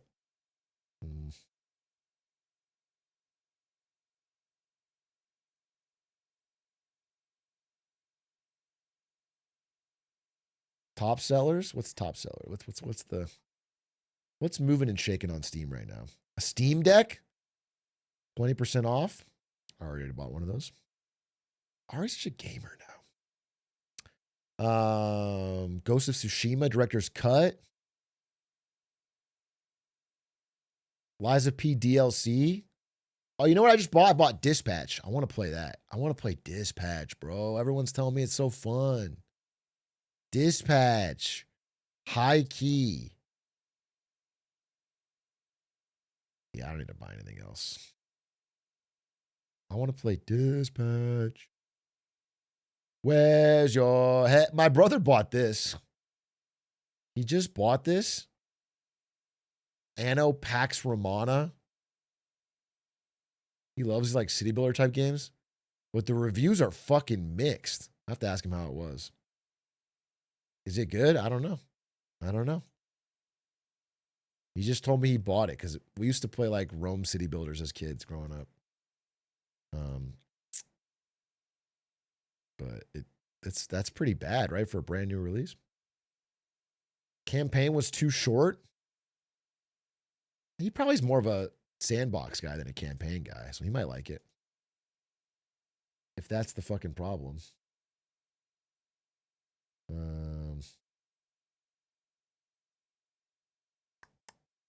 Skyrim is on sale. I'm not playing you. fucking zillennials and opportunities to buy Skyrim again. Fucking bat chest. Holy. The greatest thrill of your life is to buy Skyrim one more damn time.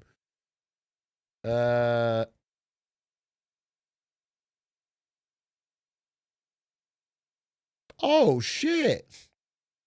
The Marketing Monday on the main channel's a 1 out of 10? Wait a minute. A 1 out of 10?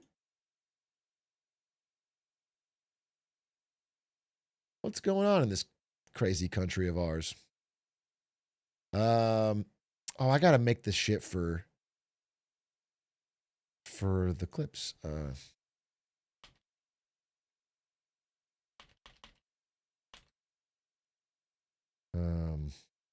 More red arrows. Bro, I really liked doing a live presentation. I kind of want to do it again.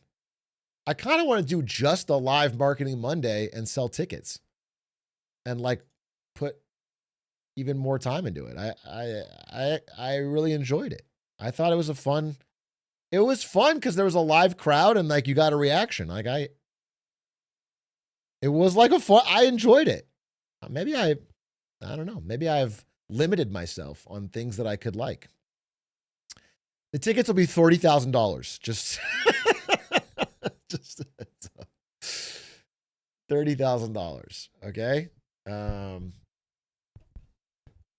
Dude, you know what I really want to do is sell tickets to me sitting on stage reacting to Smallville.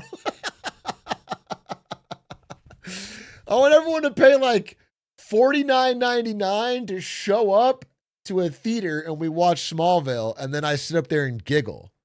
That would be fucking awesome. That would be awesome.